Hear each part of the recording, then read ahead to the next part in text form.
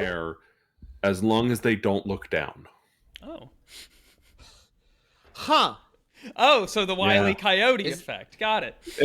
It's literally, it's that called Wily Step. I love it. Yes. No, it's great. Wily Step. Is that a glitch? Is that a glitch hunter thing? Yeah, glitch hunter spell. So I have a couple choices for like new spells that I can pick, and I wanted to look at the ones that are like specific to the Retroverse this time. So I've got like Bloodshot, which lets me use my own blood to cause a cone of blood needles to damage enemies. Jesus Christ. Yes. Death Throw, which only activates if something dies close to me, which seems a little niche for what we've been doing. Yeah. Highlight, where I cover a creature in red dust, and if it's like within a certain distance of me, I know where it is and can see it. Yep. Highlight's pretty good. Third person, I can set up a magical eye that takes a snapshot of what is behind me and can see what's around me better briefly. Or Wily Step, which allows us to walk on air so long as nobody looks down. Those are all great. Those are all very good. It's up to you. I'm leaning between either Wily Step, because we have encountered scenarios where we needed to go upstairs without making noise, or Bloodshot, because I don't do much damage, and so that might be useful for us for combat.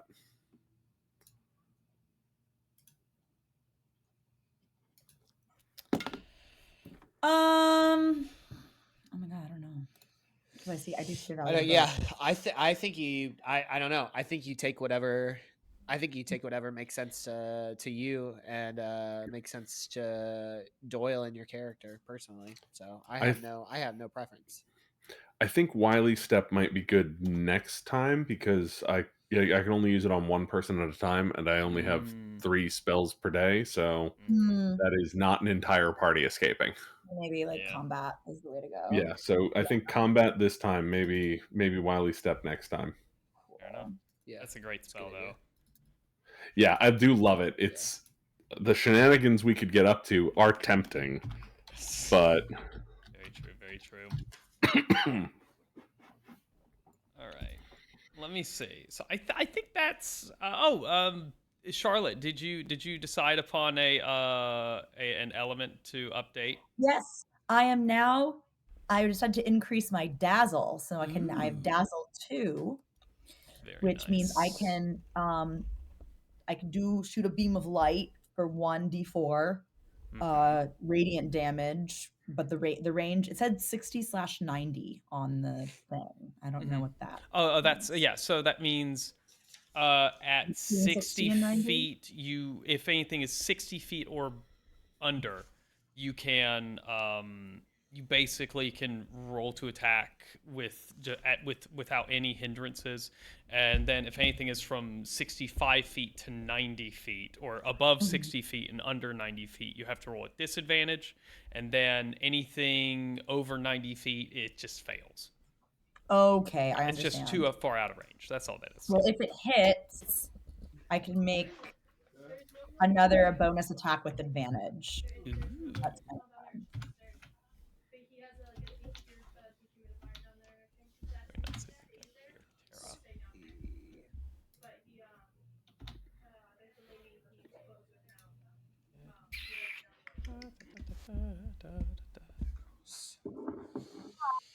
Hello, hey Tara, how are you? Good, how are you? Doing good. Hey, also, hey everyone. We've just been discussing our level up shenanigans and what we've gotten and what we've taken so far. We won't be having a Sam tonight. Sam is busy. Sam has a gig, I believe.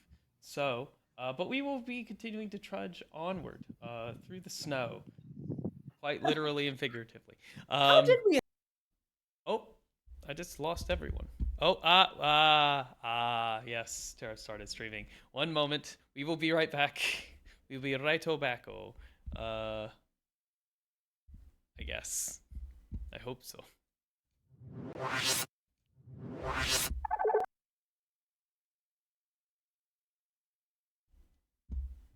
Let me.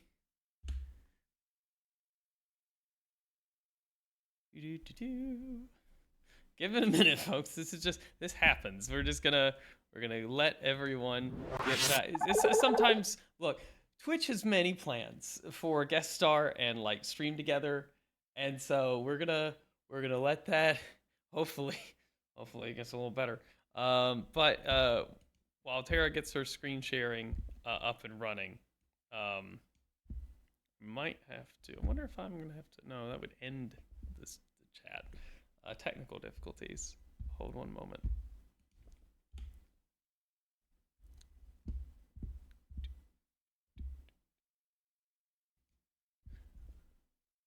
We will have them, I promise. Let me see. Come here.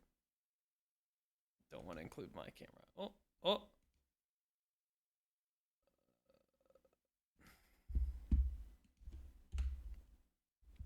Huh? Are we back? Are we maybe back? Ah, there we are. I can see everyone now. Here we go. Great, wunderbar.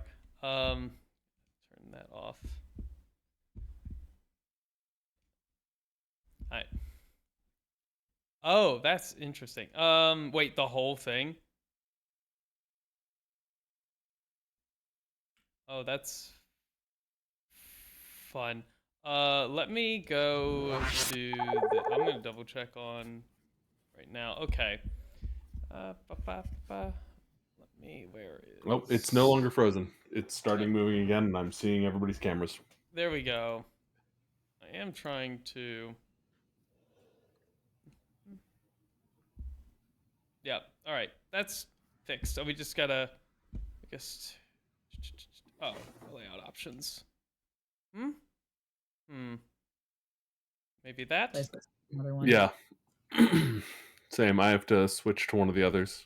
Yeah. Which, it's not the first time that's happened with screen sharing, so Yeah, I remember. I'm Yeah. not surprised that Twitch is still having these problems. Well, as is. But I mean, I'm not surprised either. But we'll figure it out as we go. Let me try that layout one more time. Nope, that's failed. We're just gonna go this bottom layout. That'll be just fine. All right. So Charlotte, I'm so sorry. You had a question. I believe I don't want to. How did we escape? How did you escape? Yes. So you escaped basically by using the egg timers to distract the Pyrotheti, and with some of your colleagues fighting off the furblin that were gathering at the bottom of the rope that you used to rappel in, the same rope that you used to rappel in. You basically you just did the reverse. You just started climbing up the rope and was able to get out of there for there. Yeah. Yeah. Cool. There, I believe had you had stayed any longer, the Furblin probably some would have wisened up and would have probably cut that rope. So you guys definitely escaped very very fortuitously outside of the recognition time for some of these creatures, because some of them are intelligent, some of them are not. But it is what it is. And now you're trudging along the snow back westward, back to the boat, which you need to get back to in order to continue your journey back to Port Kingsmouth in order to get on with your lives and complete the mission and get the payment. And we have that game. We have Reggie's game, right? Yes, you have Reggie's game. You have so many other collectibles that you can, either give to Reggie for bonus or sell on your own as you so choose.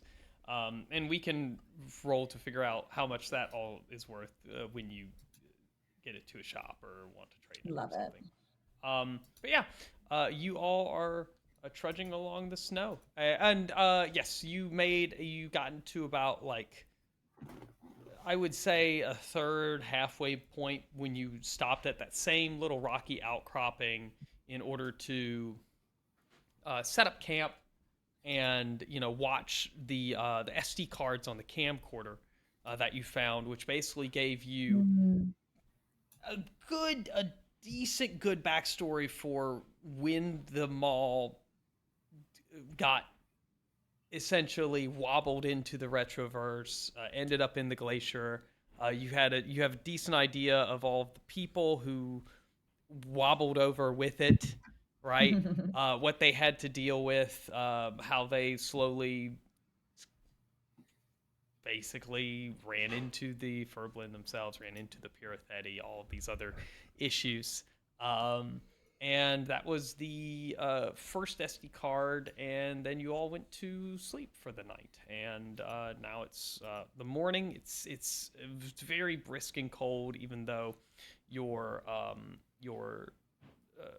Arctic tents are pretty well insulated. You're still having to, it's it's not like a super comfy glamping cabin, but it is rough survival gear.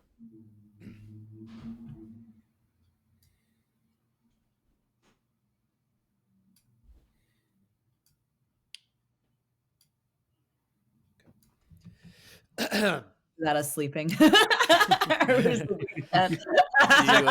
You hear the wind and the snow flurry. The snow is just sort of like lightly scraping against the outside of the tent. Do we want to watch that other SD card? You wanna can check that out. It is an option you can do. The professor left everything set up before he got massively high and zonked himself out. He is way asleep. Oh my god! Did I toke with him? Yes. You 100% can toke with him. That is entirely an option. I think we should look at the. Personally, I think we should look at the other SD card. Then I see you look at that SD card. Okay. I see you. I think we probably should. For Are we all in the same tent? What's her name? I'm looking. Hold on. For Tracy, I feel like for Tracy's sake, I think we owe it to her to watch that other SD card. I'm so down. Are we Adam, are we all in the same tent? Yes, you are all in the same tent. Yeah, we guess make sure because Cassie's sleeping pretty deep over there, so we'll fill Cassie in. Yeah. When she's ready for the information. I don't know if when she wakes up she'll be ready for the information, but I have a feeling that when she is ready for the information, she'll let us know. Yeah. I mean, like I barely remember that other card. Like it's just it was yeah, we did just watch it, but you did also get hella zooted. So whoa, we just watched it. we did, yeah, but you were hella zooted, so I understand why you don't really necessarily remember it. Oh shit, dude! Do you need like a rundown of what happened, or do you just want to watch? What happened? Okay, all right. Well, oh my god. So here's the short end of it. As Braden gets out their notebook. Oh my gosh. Let's see. Oh yeah. So there was this lady named Tracy Gillian, who was I guess like a TV reporter, doing a report about the mall that I'm assuming we were in. I think I can make that assumption that mall. Yes. Was I'm assuming that mall was also the same mall that we were in. She was doing a report, and all of a sudden, I guess there was like a snowstorm, and everybody inside the mall was like super trapped. And they said something about like these like Chinese people were like rushing to try and like do something. I don't know. They weren't really sure like why. They weren't really sure. What's that? I don't know. I have no clue.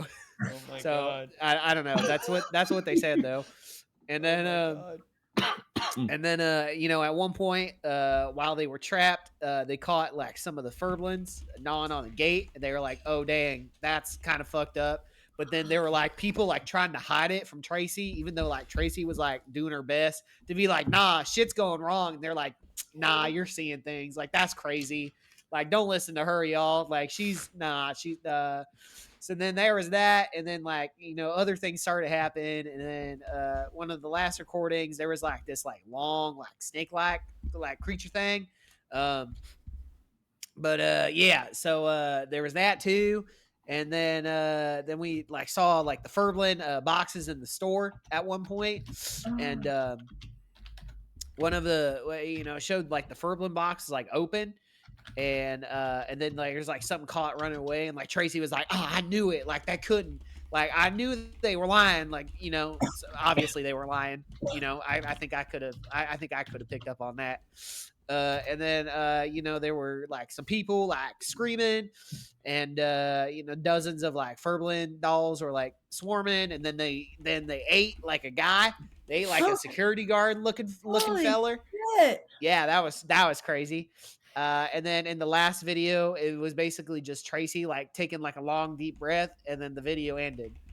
And that Oh was my that's god. and that's what you missed on watching these videos. Whoa. All right. Okay, yeah, man. R.I.P. Tracy. Let's check this shit out. Okay. Yeah.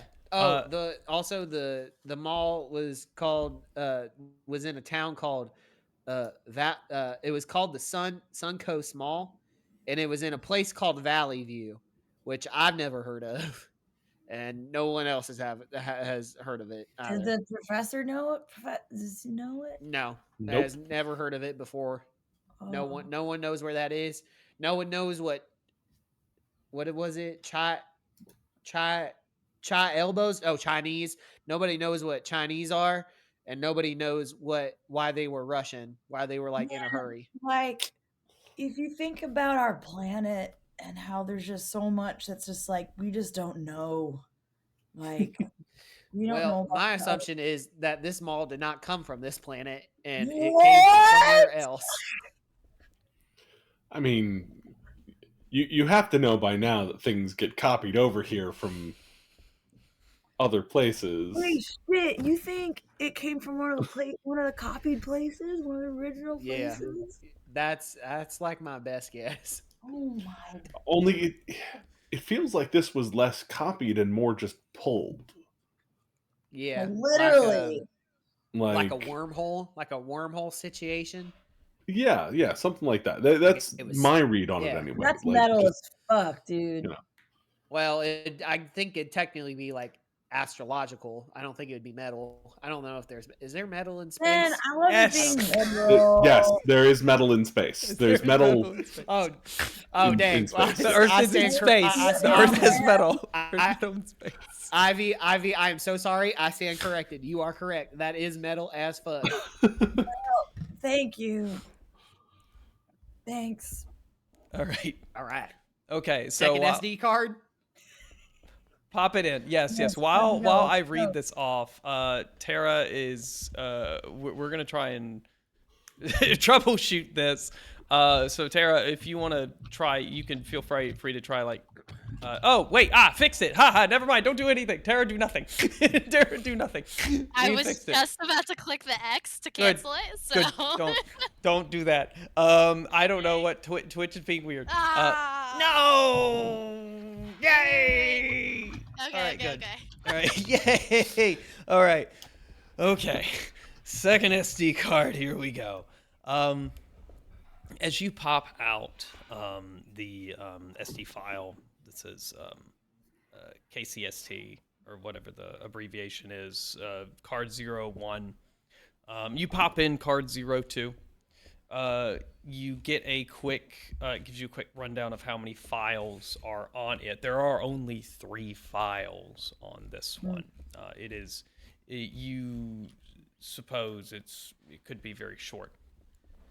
So, the file 001 opens up.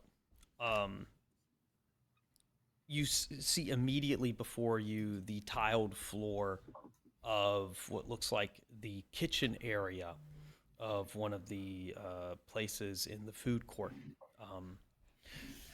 You see in frame a Burrito Sabroso employee. She's wearing like a visor with the Burrito Sabroso logo on it, and like a button-down shirt. She's wearing jackets and like ear muffs as well to keep warm. You see her, a shopper, seems to be wearing just standard. He's just wearing like standard like jeans, tennis shoes, also winter jackets. Tracy, you believe, is holding the camera because you can barely see her reflection in the kind of warped see her figure in the warped reflection of some of the metal cabinetry that is behind the counter. You see that they are hunkered down as the camera pans and tilts around behind the counter of the Dragon Rapid in the food court. There's a large creature that you can hear in the audio that seems to be stomping around, sniffing the air, snarling. Every once in a while, you hear it. Sort of softly, like howling, in a very frustrated timbre. Tracy starts to lift the camera above the edge of the counter, and we can see the Burrito Sabroso employee frantically, yet silently motion to Tracy to cut it out before she finally turns the lens to face the food court eating area. In the center of the tables is a tall, gray-furred creature, which you recognize now as the Pirathetti, towering over everything on two legs. It's surveying its surroundings. It bears many sharp, curled fangs in a disgruntled snort.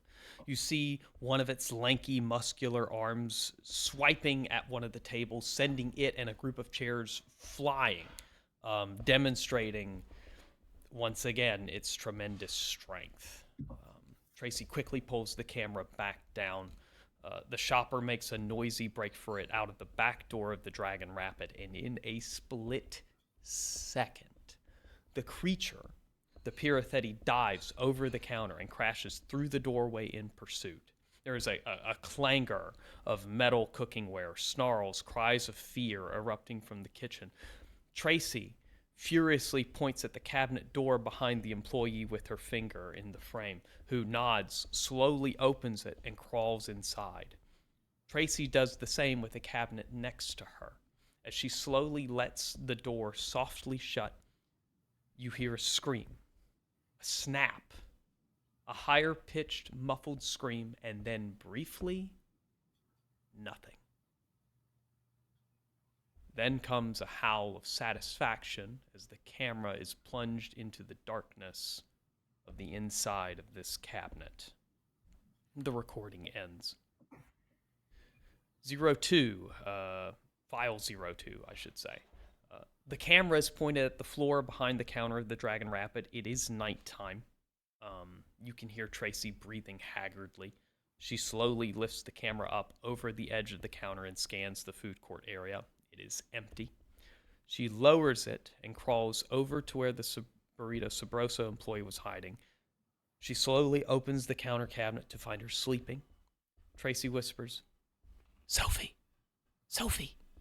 Sophie starts, awaking with a small noise as she quickly darts her eyes over to Tracy. "Shh! Come on!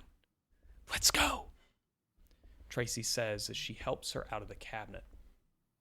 Over her shoulder, in the distance, a small electronic voice breaks the air. "Cthulhu pie." The two of them, crouching, scuttle as quietly as possible through the battered kitchen door of the restaurant. As they pass through the kitchen, they spot a lone, blood-soaked tennis shoe in the middle of the kitchen. Tracy moves in front and points the camera around the corner of the hallway that runs behind the stores. Empty. She rounds the corner of another hallway. Empty. Vern's voice comes from the office door. I don't feel good about this. Voice 2. We won't make it far if we try to bring everyone. Those fucking demon toys will absolutely chase us down, or the big monster. Take your pick. We have to do it quietly. Besides, there's nothing out there for miles, and there's not enough food that we can carry to keep everyone fed. The generator's out of fuel. The cars are all buried in an avalanche's worth of snow. What do you want, Vern? The kid never came back with the gas can. He probably froze to death out there, or worse. Tracy has been inching closer to the office door. Vern. If we find someone, we will come back for them. I need you to promise me that. Voice 2. Sure, whatever. We'll send the whole 7th Cavalry back here. Voice 3. Dude, you want to risk another day in this shit? Be my fucking guest. Wolf Boy was right outside this afternoon. Voice 2. I know you hate this. I don't like it either. But this is survival. Tracy begins to back away from the door. The recording ends. 02-003. The camera shakily tilts up and focuses on Sophie as she yells at a closed door in the Ray's department store. Ivy, you would recognize this as the door you jumped through that had the shoe display cabinet in front of it. Most of the mall inhabitants stand behind her. You fucking cowards were going to leave us all to die. We just watched Frank get pulled into the crevasse by that creature. You can't lie to us anymore. Either we all leave or you won't. All of the people behind her shout and say words and or insults in agreement. No answer. Sophie looks back at the crowd and orders, knock it the fuck down. Immediately, 3 individuals dash at the door, rolling a rectangular display island among them. They slam it against the door with a loud crash, and they roll it back again for another hit.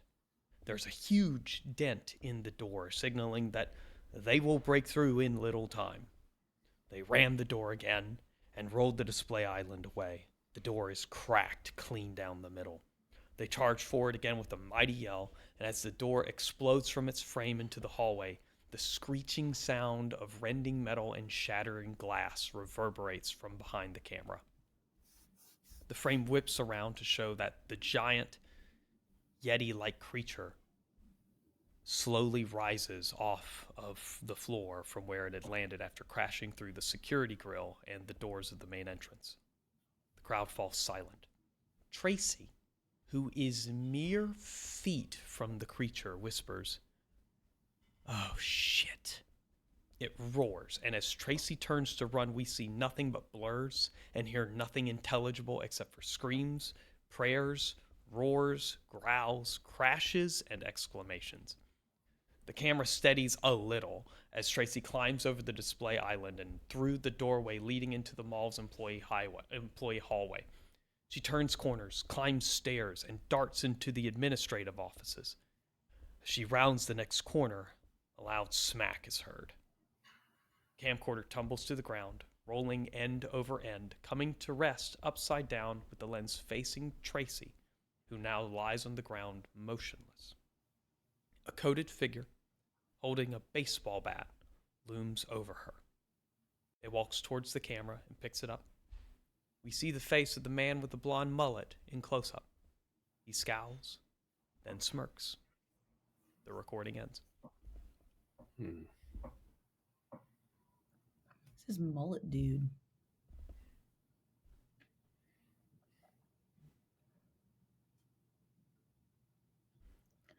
I mean, I don't really know what else we could do with any of this information.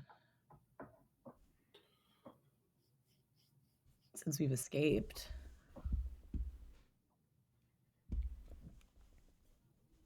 I think it's definitely something that the professor is going to find very interesting when he eventually wakes up and watches the rest of them. Mm-hmm. We have to sort of consider multiple things seem to have happened here. Either this mall was copied from another world or it was pulled from another world, and both of those have their own implications. But personally, given how confused and sentient everyone in the mall seemed to be, I feel like it must have been pulled. It must be an actual mall that was removed from somewhere else and planted here. And so then you have the whys to that. But even from there, we have to go a step further, because it wasn't very long after the mall was pulled here that suddenly the Furblins started their corruption and became sentient. And a Parenthetti appeared. Was it already here? Did this mall get pulled on top of its lair, or did it happen to pop in at the exact place where a Parenthetti was bound to appear eventually anyway? There's a lot that is still unknown about how and why things end up here in the Retroverse. And once they do, there's even less known about their trajectory from there. There's What was it about these people that doomed them and this mall to this particularly unfortunate fate? Well, I mean, I think Doyle, I think you're on the right track. I mean, from what we know, right, from working with Reggie and being here, everything, not everything, but a lot of the things that have shaped and influenced our society have come from somewhere else. And I think you're on the right track in the sense that this mall was pulled from somewhere else and pulled here, and potentially was pulled onto the home of this, Parenthetti, and eventually, the way the world works, the crevice showed up, the Parenthetti was able to get in, and,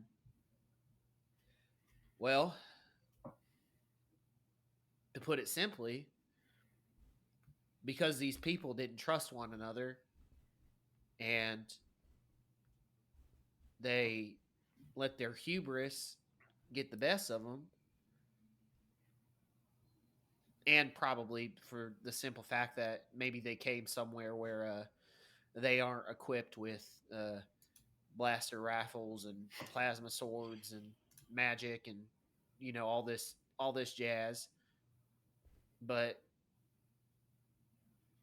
they eventually just weren't able to survive anymore because they were just brought to a place that they weren't equipped to handle physically, but also mentally.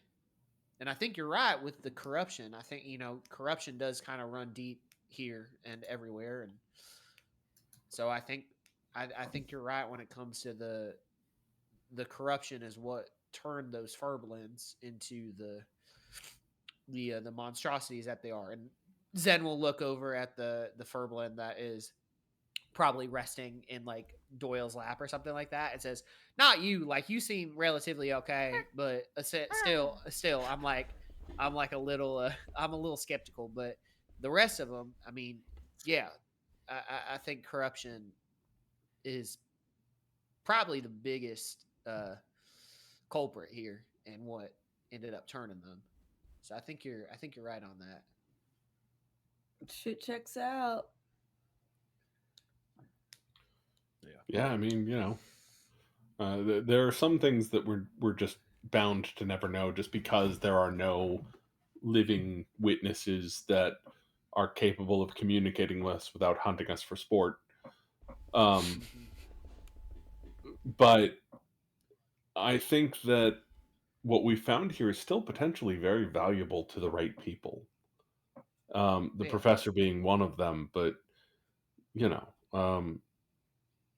I'm sure he has a way of copying these records for his own purposes, and then we can do with this camera and these files as we please, I suppose. Yeah, might not be a bad idea to hang on to them. Well, and I mean, we got the little guy, which is, the readings that the professor was after. So I don't know. Maybe there's like I don't know. Maybe there's some sort of connection.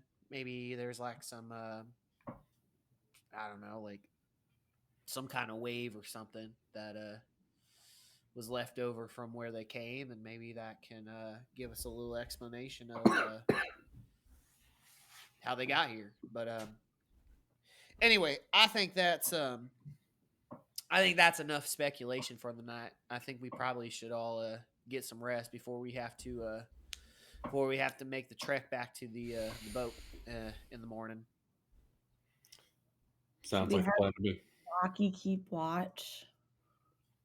Yeah, me and Oh, Rocky will take the first watch. Oh, I should spec. It is morning. This is like the first thing. Oh. Yeah, you're fine. Oh, It is okay. morning. Oh, You had a okay, restful all night. right. You're fine.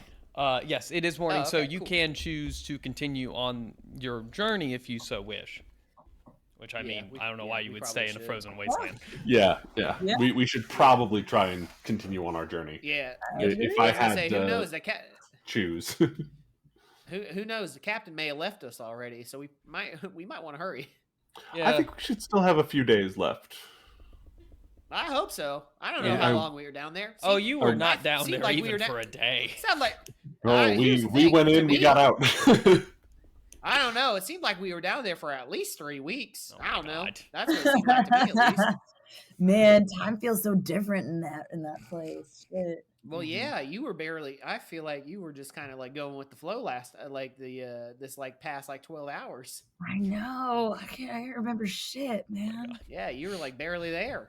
I think you were Oh. I think you were zooted the whole time. Oh So my God. weird, so crazy. So, you all pile out of the tent. You gather everything up, and like good campers, you pack up everything that you leave no trace of your existence. Leave things as they were, as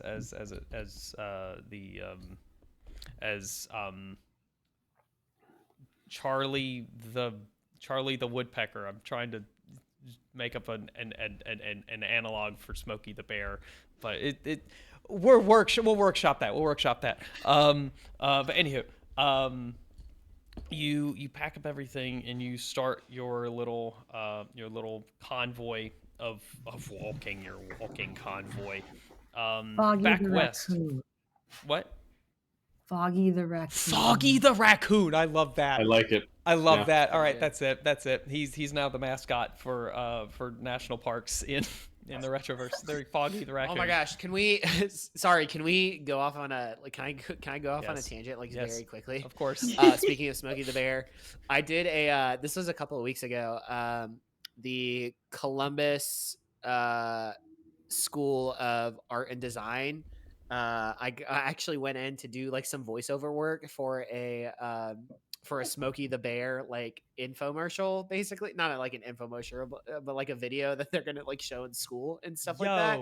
So yeah, it was pretty That's rad. cool, dude. That's really fucking awesome. Congrats on Yeah, that. I voiced a deer named Darren. Hells Oh my God, yeah. You're the deer. I love that. Congratulations. Yeah. Very good. Thanks, guys. Congratulations. And so yeah. This deer. Nice. Yeah, sorry. You said Smokey the Bear, and I was like, wait a minute. I did something with him. I know that, man. I've worked with that man. Very good. Very good. Awesome. But yeah, you trudge along. It's pretty easy going as far as like snowstorms, blizzards, things of that turn out, and it's actually quite bright and clear for the day as you travel. You're going over these snow dunes. You're basically retracing your steps as best as possible. I can't remember when you ran into. Was it was it right before the mall that you ran into, like where you found the camcorder? I want to say it Yeah. was. Okay. Okay. Yes, One of us it was tripped sitting over out. Someone's hand was sticking out Yeah. of the snow with it. That's right. Yeah. That's right. Okay.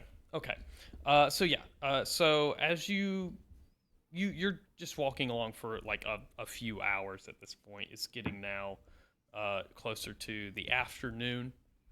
And as you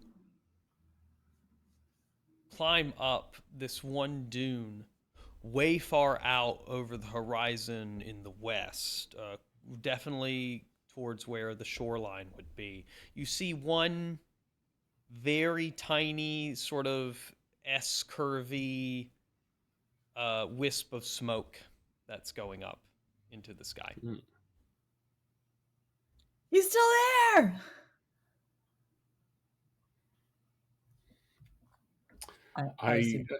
I'm hoping that you're right. but yeah, I guess we should probably make our way towards that. Yeah, let's go. But maybe a little cautiously. Just we've been out in the wilderness for a while, marching our way from the mall and everything. There, never know. Let's just Fair enough. So you continue forward. You get a little closer. The obviously the source of, you can't see the source of the smoke, but retracing your steps, looking at the terrain, you are getting pretty close to the shoreline. You'll be within sight of the boat just over this next little hilltop. It'll be about 300 yards away from that hilltop. You just know from how you've traveled, going deeper into the tundra. Who is first going up the slopes? I can be first. Okay, Ivy. As you sort of stick your little ski poles into the snow, trudging upwards, you get to the top, and you slowly see the source of the smoke. It is one little S curve rising from. At this point, you thought, oh, maybe a campfire, but as you top the hill, you see beached upon the shoreline, in a charred, smoky rubble, the burnt, melted husk of the Codebreaker. The fuck? Yep. What the fuck? You see bits and pieces of like the helm, scattered out in front of it, and that's what you're greeted with. What the fuck? All right. Guys. And I should note that the Codebreaker seems to be a good feet inshore, away from the water. Like I would say probably a good 25, 30 feet. Fuck. Something happened here. And when I say husk, I mean you can see through the hull to the like it's just the framework that is there. I mean, we Steel could search the framework. wreckage. Yeah. Any sign of our friends We gotta search. Yeah, sure. or acquaintances, at least? Sure. Who's searching where? And give me investigation checks. Yeah. I'll see if I can see any signs of like tracks leading away from the wreckage, Okay. or to anything that looks like it might be shelter where our former comrades could be, hiding or surviving. Okay. Zen is gonna be on like guard duty, I guess technically. Is just gonna basically like be keeping an eye out to make sure there's no one coming for us while we are checking this out. Okay, so you can give me a perception check then. Cool. And And then I'll just go towards the frame. Or yeah, sure, sounds good. I'll just Yeah, so give me an investigation check then, as well. Doyle, you first. Mine was an 8. All right. I'm aware that we're on a beach. No, that's fair enough. In 8, you search all around the boat for tracks leading away. It's actually pretty easy to see some tracks. You see there's one there's like a bunch of tracks muddled about what used to be the sort of the center of the starboard side hull. There's a big gaping hole in the side of it now that it has since charred away. But there are steps leading up to it and then leading back away in the same direction. But it's a muddy mess of just like that has slowly been like eroded away with like the tide coming in and out over time. But you can tell that someone or something has disturbed this area of the sand, and it leads or the snow sand, the beach. Yeah. And whether that's somebody coming and going that survived and was looking for supplies, or whether it's the attackers or who knows what, but I can see that there were tracks. Yes, and they do lead further inland in a direction going kind of southeast of this position, and you can see there's like a couple of snowy dunes off in that way. Okay. For Zen, your perception check. That's going to be a 14. Okay. You stand at you climb up on the top of a beach rock and you're looking around. You don't see anyone that could potentially be of any threat to you. You don't see anyone at all or anything, any creature. It's very quiet. And then for Ivy. I got a dirty 20. All right. Very good. As you are searching the wreckage of the boat, you are picking through just sort of like big chunks of wood.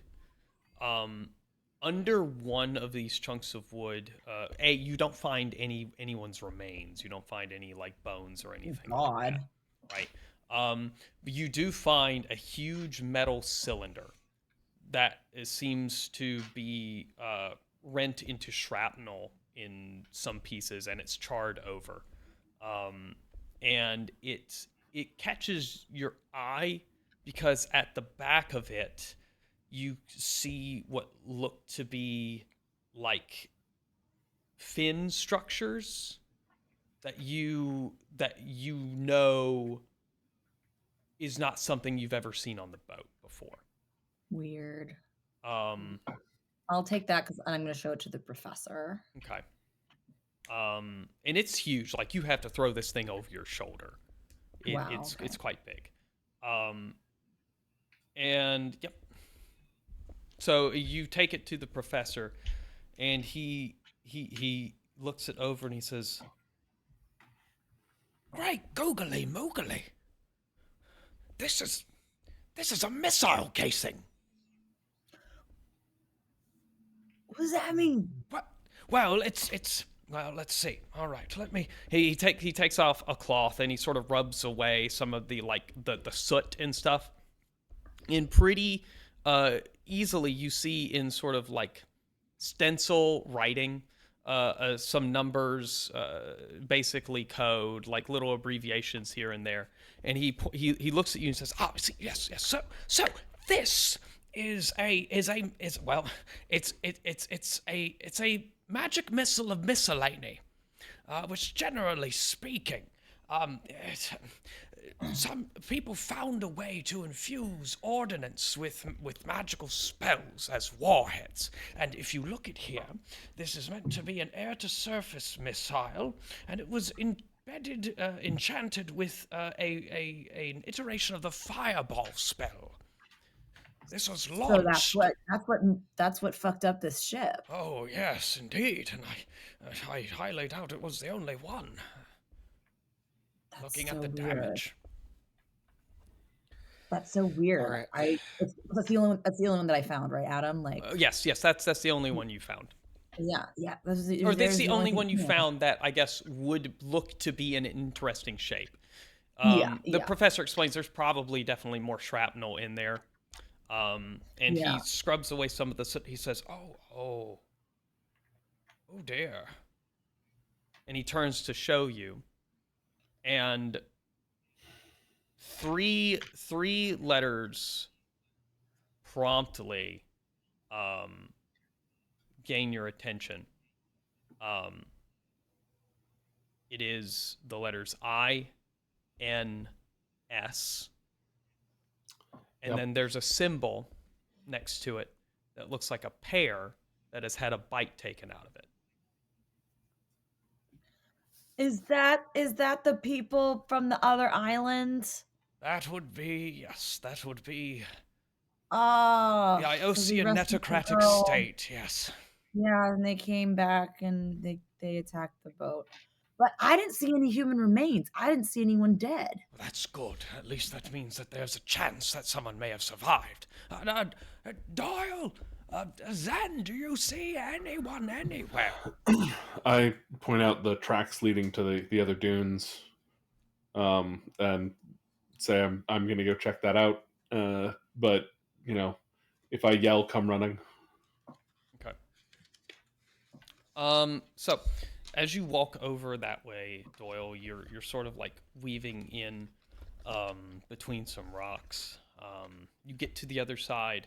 You see lightly covered in snow, propped up by a stick with a tarp over it. Or not a stick, a small crate, I guess would be more appropriate.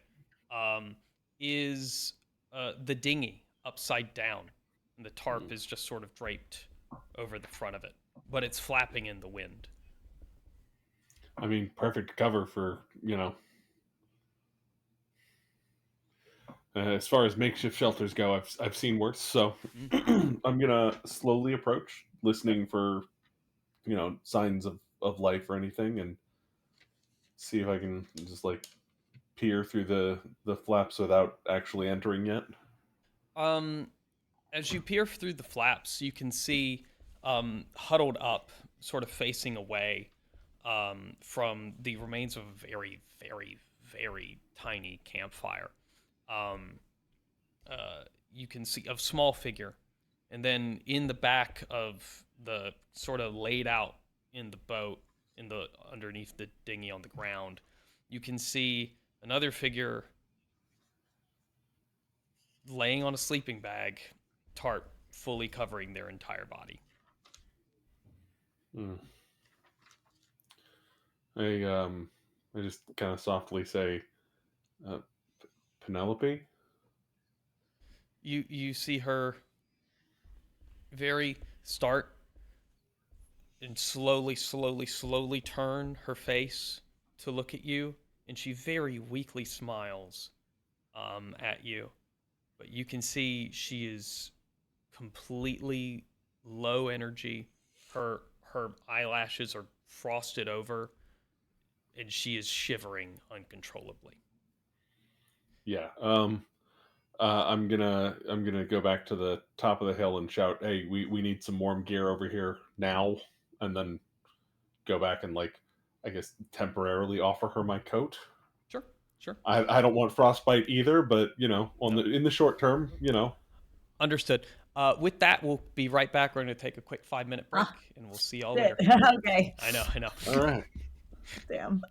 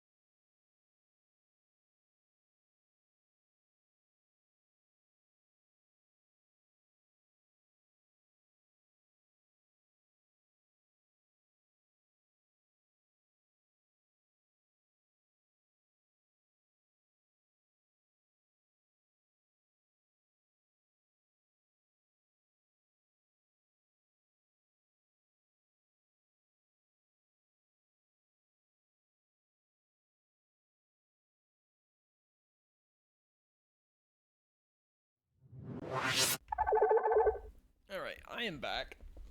While we wait for people.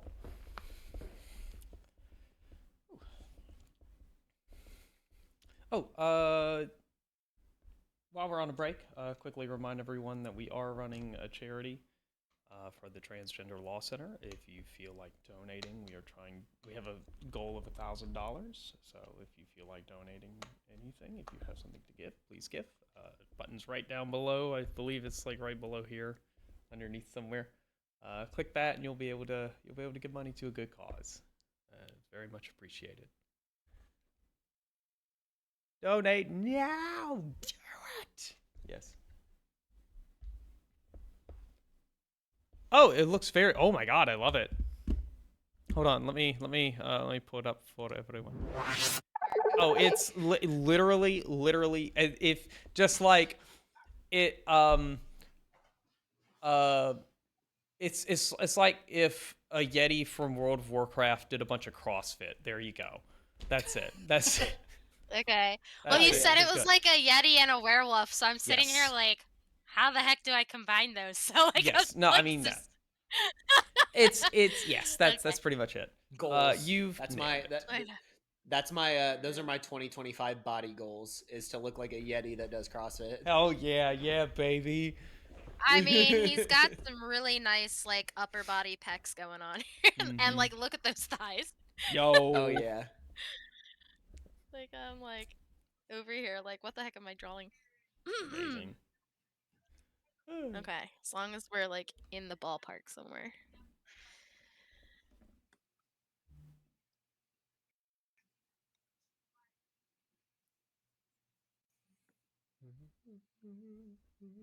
Oh yeah, no, we were definitely in the ballpark. You are, yeah. I mean, hell, you're on the right base and everything. You're good. You're definitely good. Okay, just want to make sure. Yeah. You guys can always be like, "Hey, give it more fangs" or whatever. Like when I'm drawing something, like if you want something to show up, you gotta tell me. Of course. And that goes for you too, audience. If you're like, "Hey, I have an idea. Yeah, Blah, if blah, there's blah, anything blah. the audience thinks of. Yeah. Like, oh, your anatomy is all wrong. Oh god, It's a monster. It doesn't need accurate anatomy. I know, right? Very true. Also, it does accurately look like something I would run away from in an abandoned mall. And So there you go. Woo! Yep, 100% same. Bonus. Very same. Oh, very same. Oh. So I think we're still waiting on Charlotte, but yes. Yes, Sorry, Patrick. I'm here. Oh, you're good. No, you're good. But yes, Patrick, as you do yell out for people to bring warm gear, the professor grabs one of those, like one of those foil space blankets. And she's like, "I'm gonna make her a hot potato," and just runs up to the boat and starts like wrapping her up and brings out like a little mini heater. And like actually once he gets her kind of settled, he starts like undoing the tent there to sort of like build up a space with heat in it to get her into. Yeah, good thing we came back a little bit early. No kidding. So I don't want to like bombard her with questions immediately. I'm just gonna like mainly ask like, are you okay? When was the last time you ate? Do you need water?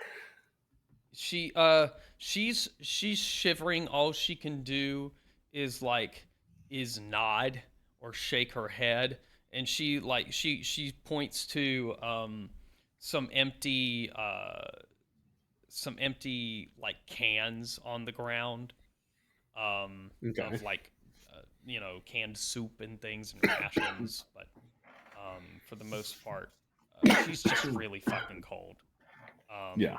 But she's not able to, like, her teeth are just chattering, so it's like her jaw is frozen. She's just absolutely freezing. Yeah.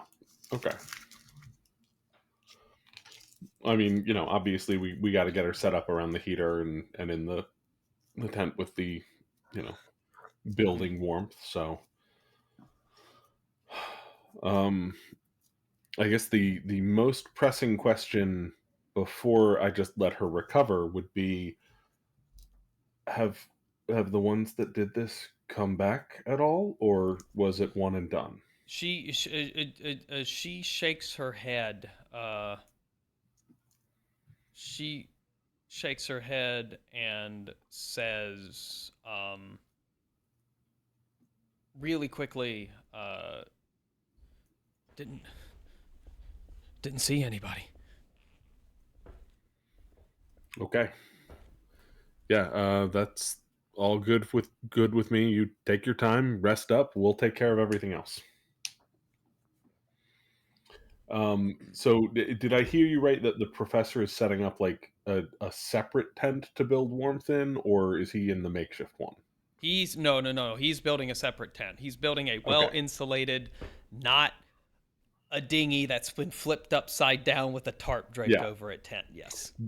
The moment that is accessible to her, we should move her into it so that we can, deal with the body without her in the room. Yes, he is in the process. Yes, Charlotte, did Ivy want to do something? We're missing the captain still, right? The captain's the body under the sheet. Oh fuck! And as you say that, you pull back the tarp, and yeah, underneath is the lifeless pelican Aarakocra body of the captain, Captain Finian Corcoran. You do see it's pretty evident. Some of his feathers, especially his feathers along the back of his head, are like charred, half singed away. I'm gonna put one of his feathers as a memento. I mean, yeah, you can do that. Yeah, sure. I mean, I don't know how anyone's gonna feel about that, but yes, you could do that. It's something you could do. To each their own. I don't judge. I do, however, when we get a chance, when he's done building the tent, I want to ask the professor, like, do you know what he would want done here? Like, should we be burying him at sea, just digging a hole in the snow and putting him down there? Like, what? I mean, you knew him better than any of us did. As all sailors do.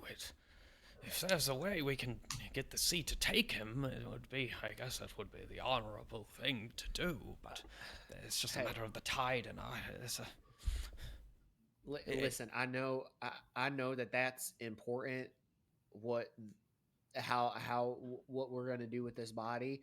I think what's more important right now is, do we have any other way to get off this island, and what are the next steps to getting out of here? Because we can't stay here for long. No, that is extremely true. Ivy, do you want to check? Did you? Yeah. Oh, sure. I whip out my Nokia. Whip out the Nokia.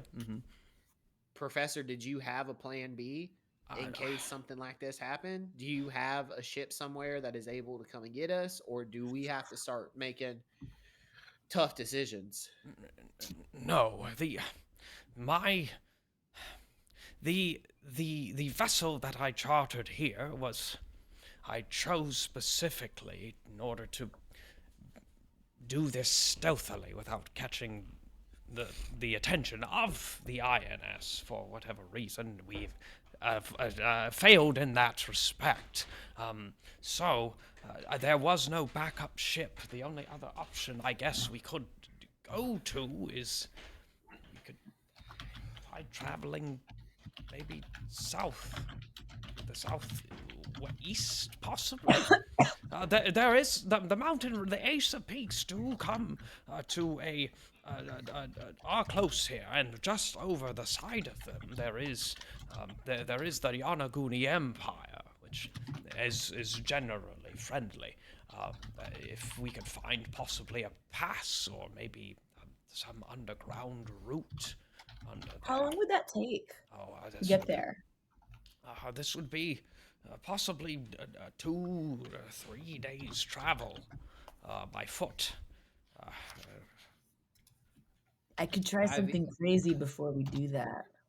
I was gonna say, Ivy, what's the Nokia situation looking like? Yeah, can I turn it on? What's going on? You can turn it on. All right, I turn it on. I speed dial 666. Oh, Jesus Christ. Okay. All right. You speed dial 666. Interestingly enough, I will say this. As you pull it up, you see that there are no bars of service. Okay, fine. But All you right. speed dial 666, Yeah. and it's fucking calling Fine. someone. On a bed. One moment. I wait. One Yeah, moment. okay. Yeah. Wait. Okay. There we go. You hear a beep, and then the sound of something being poured into a glass. So you know that whatever it is, it's on speakerphone. I'm sad. And then you hear, Yes, hello. Sadie.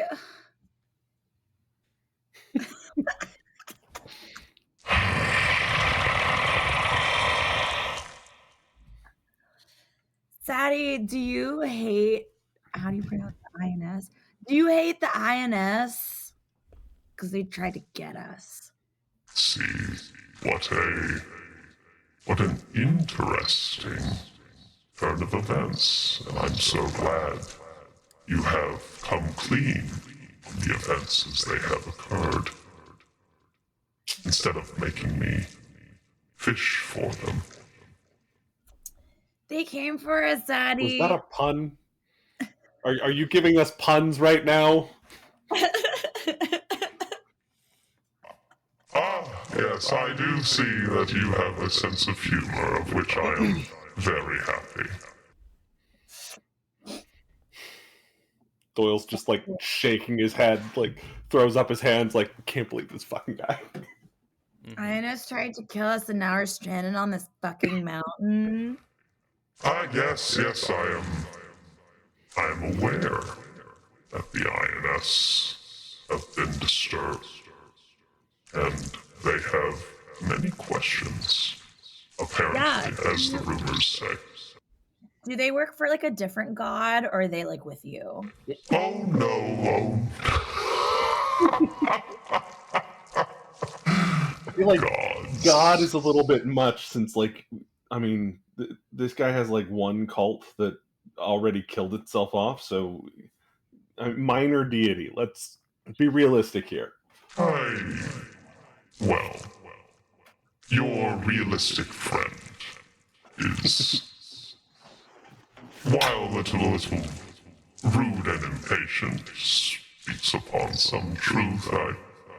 I am no god yet. Okay, but do they work for you?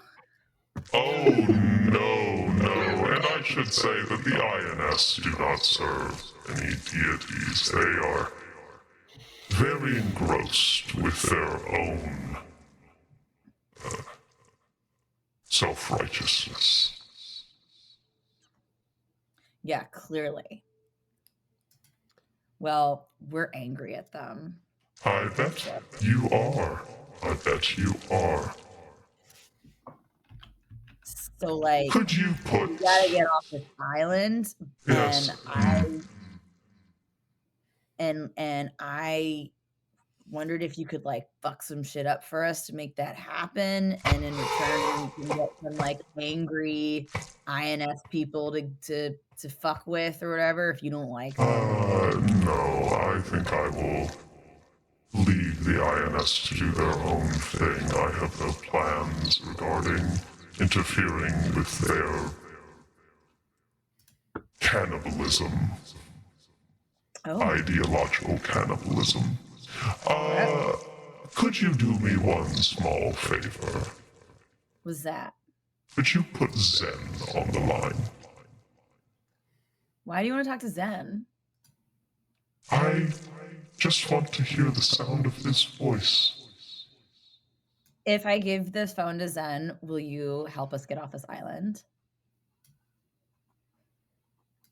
I will be honest with you, no, I will not. I don't know, man. Well, please. What's in it for me? Oh. Nothing, really, truly. I will be honest, there is nothing in it for you. Your survival, your ability to survive is your own. Jen is the one here who wants to talk to you the least. I find that very surprising. I think we would have so much in common. Please tell Zen that, I can't wait to see if he makes it. Okay, wait. One more question. Zaddy, is like the Empire, whatever, like, are they chill? They blew up the boat. Considering they fired 8 No, missiles. not them. The place that we're thinking of going to. The place south of the mountain. That's the path you wish to take. Yeah. Oh, very Well, good we're to thinking know. about it. Good to I thought I'd know, call you yes. first to give you an opportunity to like help us since you feel all like cool and mighty and shit. But since you don't want to do that, No, I think if you won't give the phone to Zen, I won't answer your question. I will just say, happy hiking. oh, okay. Hey Zen, Zaddy wants to talk to you. Yeah, no, I picked up on that, Ivy. Yeah, give me the phone. Doyle just bounced I'll out talk of to him. just You are on speaker. You are on speaker. Yeah. All right, here's Zen. Here's Zen. Yes, I know. You are on speaker. Yes.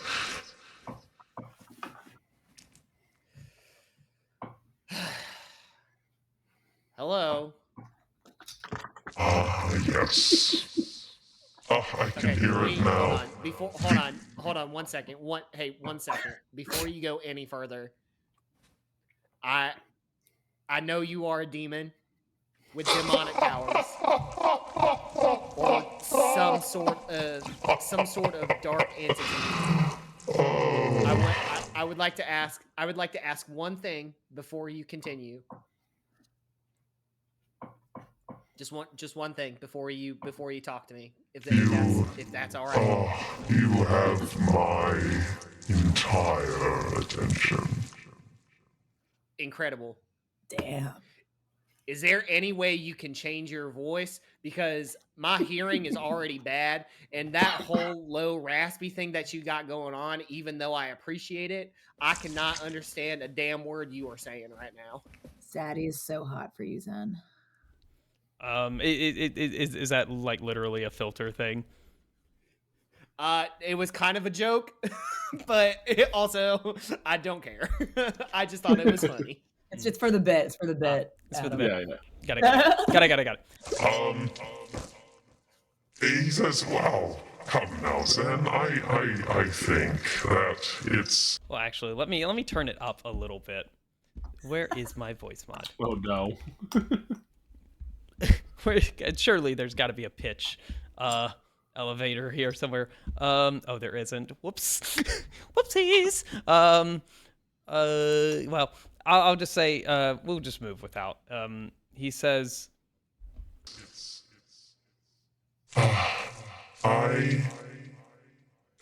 The naivete. It is so refreshing. Can you listen? I understand that I am not the sharpest tool in the shed, but you do not have to patronize me. Okay? Just talk to me.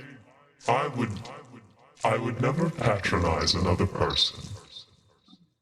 I'm very self-critical and self-actualizing. Sure. All right. What do you want? Just let's get it over with. Truly, yes, that's all I wanted. I just wanted to hear the sound of your voice. He really likes you. Don't make it weird, man. Weird. Oh, I it don't is. understand. Oh, you good. Good. It is already very weird, but in a good way. So, You don't get to decide that. I get to decide a lot of things. a very Yeah, but many not lot that. of things, of course. Well, Ivy. Yeah. Oh, the Yanaguni Empire is a very friendly entity. A little wary, but friendly. Lit. I appreciate you. I hope you enjoy your wine or blood or whatever you're drinking. It is most delicious. Hell yeah. All right. Pack a I'll warm call you coat. later, okay? Of course, yes. Goodbye. Bye. Bye. And he hangs up. Guys, I think it's cool for us to go to that fucking place. I think we should consult with the professor.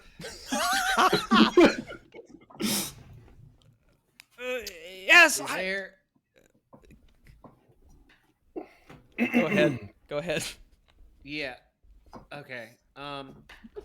One, that was weird. I don't understand why he wanted to talk to me, and I don't understand why he just wanted to hear my voice. He likes That you. was strange. Maybe. I don't know why. Second thing is, Ivy the Nokia doesn't have any service, right? Yeah, no, it just like worked when I speed dial. I just sort of You're just able to yep. All right. Professor, do you have any way of do you have any communication devices? Maybe like some sort of communication device that it's able to, I don't know, contact somebody. I was thinking our best hope would be Reggie. I don't know if we'd be able to get in contact with Reggie somehow. Maybe Reggie can you know, do the dragon thing and fly and come and get us, or Yes, if well, he has any resources. There is one small hiccup, which I'm sure that our friends ran into in the mall if they were setting up their shortwave radio. These mountains are extremely treacherous to communicate over. A lot of them have crystal cores, especially in this sort of portion. They are not friendly to waves, to any sort of radio waves, signal waves, anything like that. It is unless we get on top of one, maybe there's a chance, but it's like a wall, if you will. I think we gotta go to Okay. the Yazugogan Empire, guys. I think we should still... Professor, Yes. what are our options? Well, swim. You researched this, right? Like, you thoroughly researched this expedition. Yes, I did. What are our options? Our options are... Don't say swim. Indeed, our options... I heard you start to say swim. Don't say swim. I'm sorry. I'm trying to bring a little levity to the situation. I have many questions as well, I'll have you know. Such as what this bloody entity you're speaking to is. That is disturbing. Yeah, I'm going to figure that out later. It's connected to the dagger I asked you about. Great, wonderful. Yeah, I'm so yeah, glad that there one. are more questions than answers. You're welcome. I brought you questions because you're a professor. You like those. Yes, I like most of them. Good point. So, It's okay. We'll stab him with the dagger later. He says that the best sort of option you have is literally going over those mountains, finding a way over those mountains, and getting to he whips out a map. The nearest place of what am I trying to say?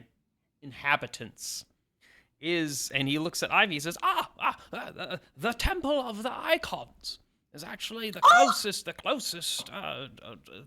sort of hint of civilization we could reach if we do cross these mountains. That would be Oh yes. Now the shortest point leads us into the yokai woods, but we don't want to go there. Yes, but if we go, if we do find a way through these mountains, perhaps the monks there and the acolytes know of some sort of path back into this area. Yes, but we should just cross the tundra and be extremely careful. There are. I think, okay, we should go to the temple and maybe be there for a bit while Penelope recovers. Yes, I think that's an excellent idea because the other Yep. option is to go along the coastline, back towards the Iosian netocratic state. There are no settlements, but no, which is a bad idea. And the other option is travel northeast along the coastline to the edge of this face, which again gives us nothing. And I will say the mountains only get taller in that direction. It would be in vain. We'll go to the temple, bro. Indeed. Would it make sense to let's stay here for the day? Let's let Penelope rest and recover, right? Get some warmth into her, yeah. Yeah, exactly. Let's camp out here. We'll get some food. We'll get some food in her. We'll get her warmed up. Let's just be here where we kind of know our surroundings, and then I think tomorrow, once she gets rested up, then we can start making our way across the mountains. You said about 2 to 3 days. 2 to 3 days at a normal pace, unless there's snowstorms, blizzards, God knows. We've run into any other ice giants that would be problematic, and then I did some research on what possibly else lurks out there. Remember that first SD card we found, that massacre? Yes. Well, I slowed down the footage, and am unhappy to report that this tundra is crawling with Rema lasers. Yes, if you're familiar with a Rema haze, just imagine it shoots a laser. There you go. Have a new nightmare. Happy birthday.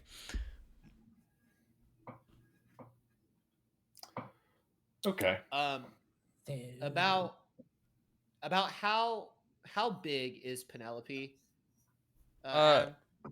She's a medium-sized creature, but she, I think her height is like 5'7".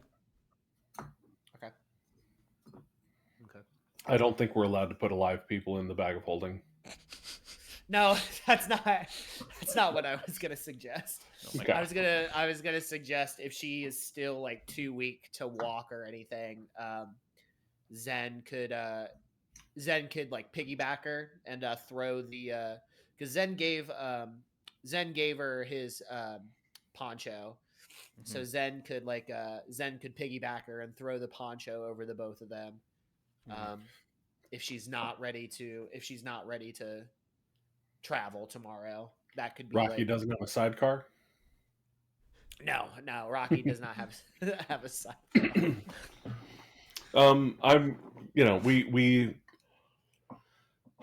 We saved some time in the mall. We Yes. got back quicker than expected, so we haven't used up as many of the supplies as we expected. We're also accounting for one more mouth. So I'm remembering as we got closer to shore here, we saw fewer and fewer hollow beasts, no more glassbergs, so on and so forth. Is there likely to be any living fish along this shore?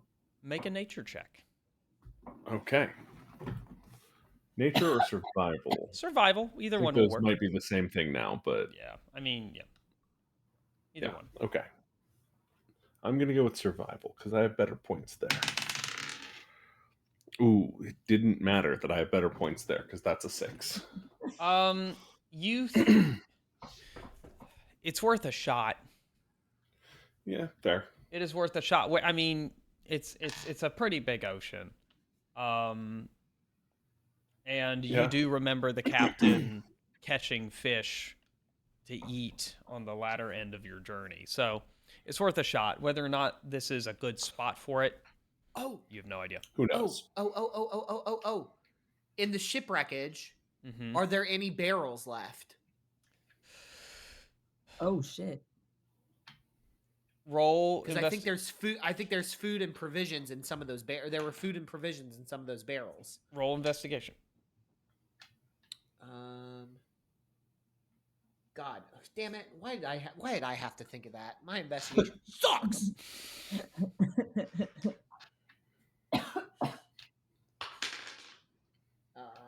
That was cocked. Oh shit! Okay, hell yeah. That was an 18 on the die, plus 1 for intelligence, a 19. All right. Yeah. As you search around the wreckage, you discover one sort of not bulkhead, but chamber, that door that is charred and is beginning to see signs of warping. That has not been touched. You try the little turn handle on it, but the extreme heat has sort of melted the lock into the frame. So there, other than that, you don't see anything around you. But that is the one place that does exist that you haven't checked yet for any surviving things. Okay. And it is next to the mess, where the mess was in the boat. Okay. So the lock is melted. My tools won't help with that. I was gonna say, are the hinges on the outside of the door or the inside of the door? They would be on the outside of the door. I might will help with spend that. some time.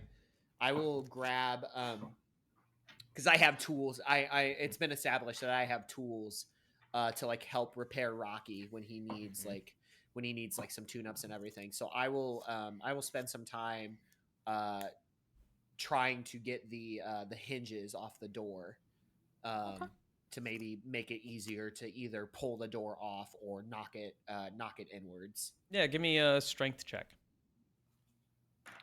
Okay.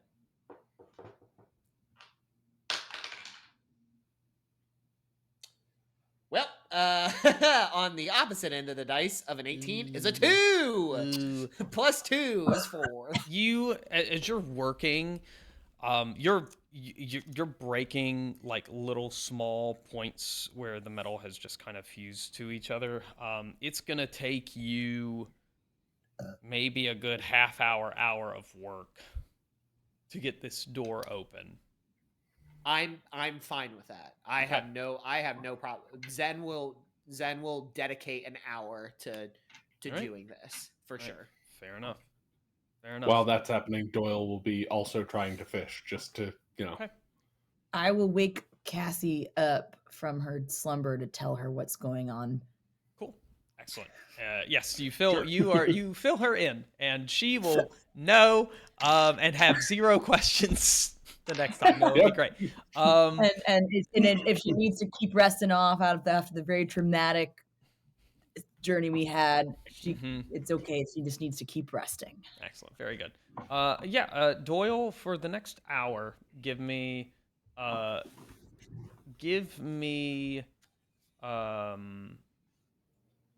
let's do survival checks. This is fishing. Give me 3 of them. 3 of them. Okay. That's still terrible. That's another 8. I haven't rolled above a 3 yet today. Ooh. Okay. Ooh, different dice Maybe. Another 8. Jesus. Oh my god. And that is a 17. Okay. Yay. In the Finally. last 20 minutes of fishing, you in the first sort of 20, 40 minutes, you've tried different baits and have gotten nothing. You you have lucked upon trying something different with like your technique as well in the last 20 minutes where you started getting like bites, and finally you've caught at least 5 rations worth of like 5 whole rations worth of like of fish. They're not very big, they're just little small kind of. Yeah, we can dry them over the fire tonight, and we're heading out tomorrow anyway. So like gives us something else just in case. Yes, some extra protein. Very good. But yeah. And then over the at the end of that hour, Zen, you are able to finally, warily, out of breathily, pop off the last hinge, and you're able to remove the door. And inside is are some food stuffs. Particularly, there is a big old 5-pound block of cheddar cheese. And then you also see a barrel that held some fruit, various types. Mostly it's citrus fruit, so lemons, think. But those are there. It's about half filled. Okay, that's fine. I mean, it's something, right? Mhm. I will. I'll grab all that and pack it up and kind of like I'll distribute it relatively evenly. I'm sure we all have like backpacks and whatnot, so I'll like or some sort of thing. I know we have a fanny pack of holding, but I assume each of us has like an adventurer pack or something like that. Yeah. Oh So yeah. I'll split some stuff up and give. Don't want to everybody, bother Rocky with every snack anyway. Right, exactly. Mhm. I'll split everything up and give it to everybody in their Very good. packs and whatnot. Okay. Hey, Ivy. Hey, what's up? I was thinking, do you think Zaddy is so interested in me because both of our names start with an X? You know what? I was thinking that. Yeah. I think that's such a good point. Yeah, I wouldn't really understand why else he would Well, be my so other interested theory, in me. though, TBH, my other theory is that because you are so kind of like straight rod with him, I think he likes that. I think he's intrigued by that because that's so just like not what he is, Oh man, do you think So like it's like, oh, this do you guy. think Yeah. What are you gonna it's say? like I'm playing hard to get and Yeah. he's just like so Yeah. Or thirsty if you for like, he me, likes but I'm that. like just not giving him anything. Yeah, he likes that. He makes you nervous. I think he might be into that. I hate that. I know, I I get hate it, all of I get that. it, dude. But I think that might be what's I going on. I just don't. But like, here's the thing. I don't know how else to be with him because like, a, I don't like the guy. B, I'm not scared of the guy. C, the correct answer is I feel nothing about him. So like, I don't know how Listen, else man, I'm supposed to you don't act have to. around him. Yeah, no, you just be yourself. And if he tries to make a move, you set a boundary. I You feel are like I not have set. responsible. I feel like I have set a boundary. No, you guys. Well, because he hasn't overtly tried to, ask you out or to do anything. I guess. I mean, I feel like if he did ask me to do something, he knows the answer is no. But he may not. You are That's the fully like just not responsible for his reaction to your existence. Like that's Yeah. not something you need to worry about. And if he makes it a problem, we've solved problems before. Yeah, but this listen, Doyle, hell yeah, 100%, brother. Absolutely. However, this guy is something, and it's pretty damn evil. So I Yeah, feel like but, there's like- going to be some consequences. He hasn't tried to kill us. I think he likes us. I don't know. Maybe he likes all Not of us. yet. Maybe he wants to have an orgy. I don't know, man. I mean, I can tell you he probably doesn't want that. He probably wants us to resurrect his cult, or he wants us to Like, show up wherever his new cult has been resurrected and use Zen as a sacrifice. Sorry, Zen, yeah, or but like you know. he wants us to like killing in the name of Zaddy is basically what I'm getting from him. Yeah, like no matter what, this is not good things, but at the same time, Just keep being you, man. You're good. Don't worry. You don't have to change anything. Yeah. All right. Okay. I think it's okay. All right. I'm just I'll just keep on keeping on. There you go. Just be yourself. That's all we can do. We just keep being ourselves. It is all you can do. Indeed. All right. All right. Well, that was fun. Sorry, I had to mute myself. I was dying over here laughing. Yeah. You sort of divvy up all of the rations that you recover. The fire over the course of the next few hours, as you plan to stay here, just for a bit to gather things, regroup, and recuperate.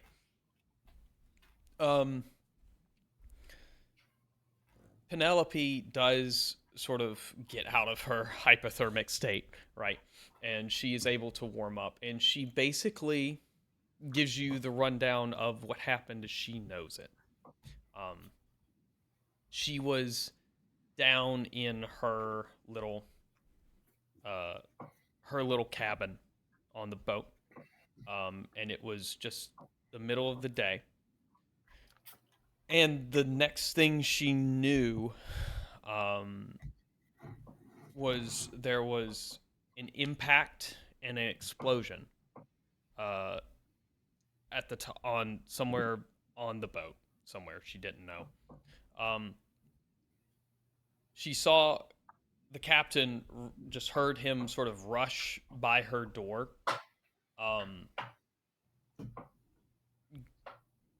Going to check something out. She opened her cabin door to see what was going on. There was another explosion, and she heard the captain curse. She saw the captain go out on deck. From where she could see up the hallway, she saw the open door. There was a third explosion as she feels the boat sort of wheel around and just go into full throttle, driving away. And then on a fourth explosion, the boat does a 180. She can see out her little window that it's heading back towards land at full speed. The captain then comes down back to her, she says. He came down back to her. His feathers are just charred. His jacket is sooty and embered in some places. He's bloodied. He grabs her. He basically told her, we've got to get off the boat. She runs up on deck and she hears the whiz of something fly by and go into the water. And she looks up from where it came from, and she can see a black triangular shape in the sky, very way up high. And the captain was rushing her to the dinghy. He pulls back the tarp, gets her in. She starts climbing inside. She looks back up at the black triangle thing, and she sees a trail of smoke coming off from the pointy front of it. And the trail of smoke makes a curve, made a curve and then it died away as if like heading towards the boat. She climbs into the dinghy. There's another explosion, which is rocking the boat now. Very close to the captain. The captain fell onto the ground of the deck of the boat. The boat was still rocketing forward at a very high speed towards the shore. She reaches over she tried to pull the captain in because he was unconscious. There was another explosion which made her lose her grip. She took some damage, fell back into the dinghy. She was able to finally then pull him into the boat and cut the lines to the dinghy to get it into the water. And a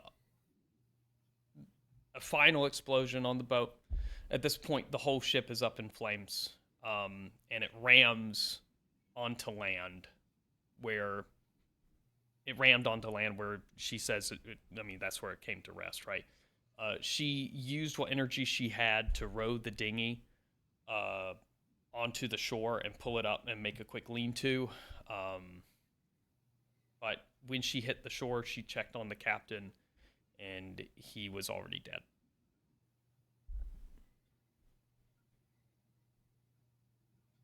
That's the whole situation as she knows it. All right. Okay.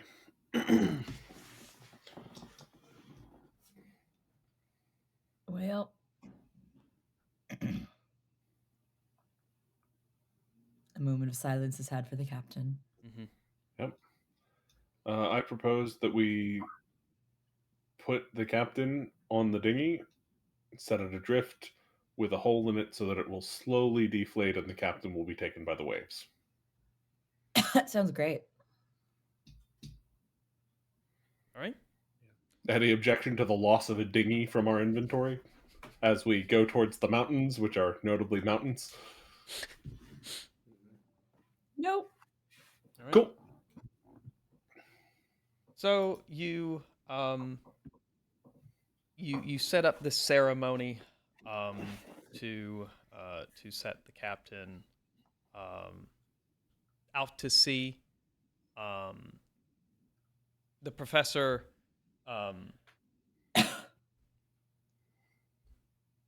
says, kind of looks a little awkward at you all and says, my apologies. I was ever very good at giving eulogies or saying goodbye. And truth be told, I only had a few drinks with the captain every now and then when he was in port. All we talked about was how his catch was, really. He was never a very personable man. But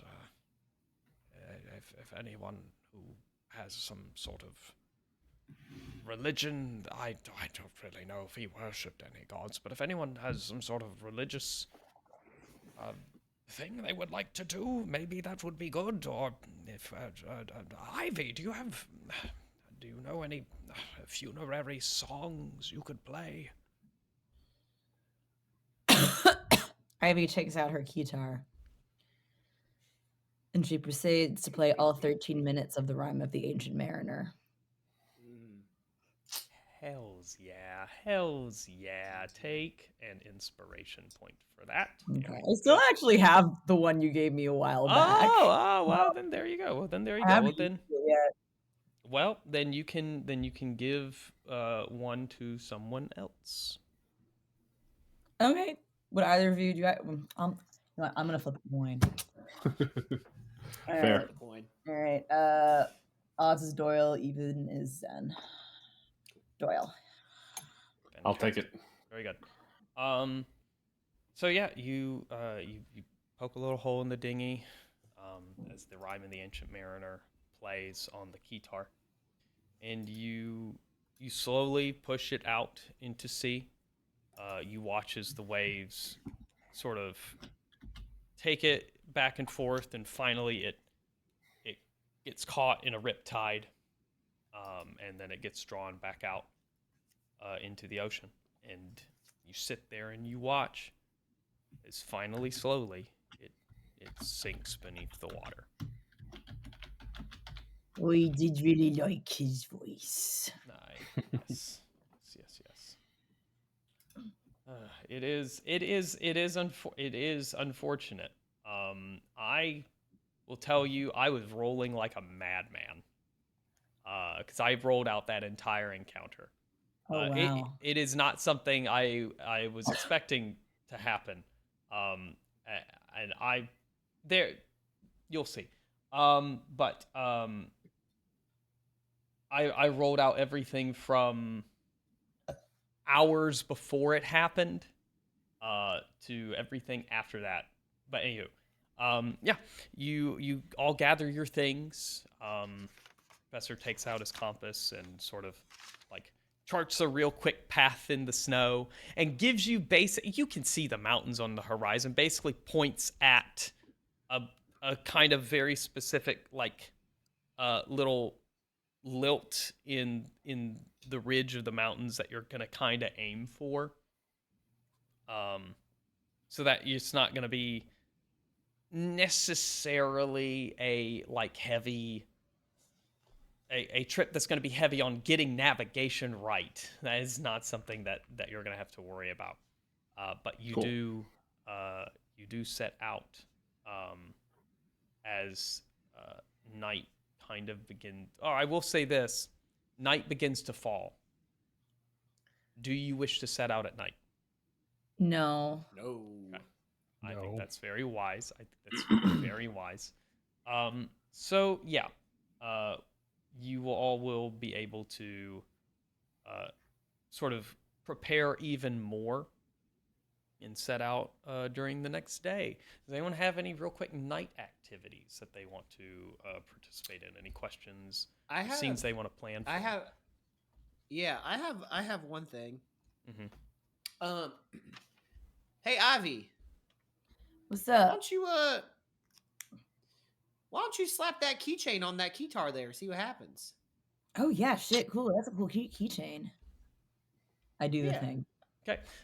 As you slap the keychain on the keytar, it doesn't react magically. Okay. It is since you found the key sword and the keychain, you notice that they have very similar, just by observing them and like doing passive arcana checks and things like that. You feel the magical aura. In fact, your icon ability, sort of your natural sort of attunement with the forces and elements that be, lets you know that these two items harmonize with each other, and they don't really harmonize with anything else. Mm-hmm. Like they are meant for one another. That the keychain just would be decorative on other things. Yeah, it's cool. It looks cool on my keychain, and like the keytar and the keychain. Like I like the way it looks, but I think energetically the keychain wants to be on the sword. All right. Well then, let's slap it on and see what happens. All right, you slap the keychain on the sword. From the like the keychain emerges like a little star kind of shape, like little four-pointed stars of like, it looks like sparkles as they swirl around in like a whirlwind fashion along the chain up to the pommel, and you start to see the key sword change, as if as this sort of like very fast moving whirlwind of sparkles passes over it, as if it's like it looks like it's like a scanning, like a scanner bar light sort of deal, and it changes as it travels over the hilt, up the cross guard, up the blade, finally to the tip where the serrated sort of key points are. Let me find that description of that specific key sword iteration. One moment.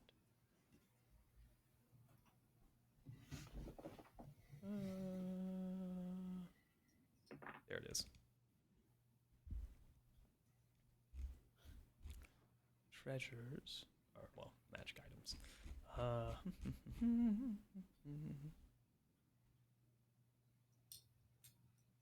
Scroll down.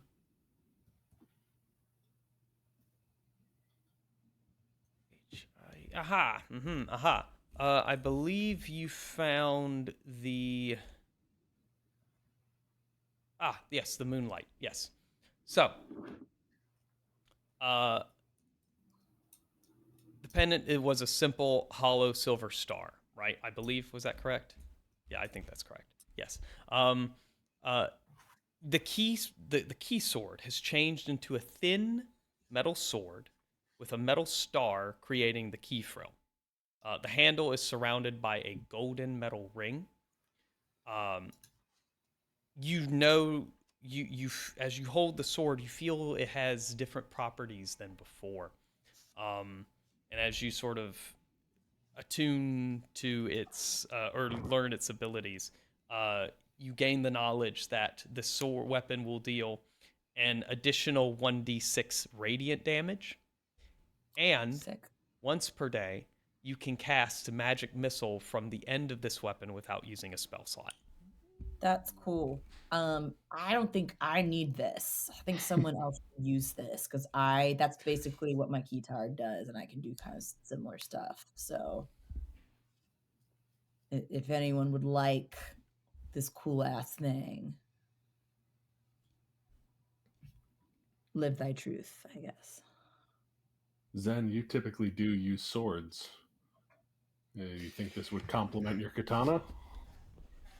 Guys, I didn't want to say anything, but are we gonna give the fucking Power Ranger a Keyblade? Because that fucking kicks ass.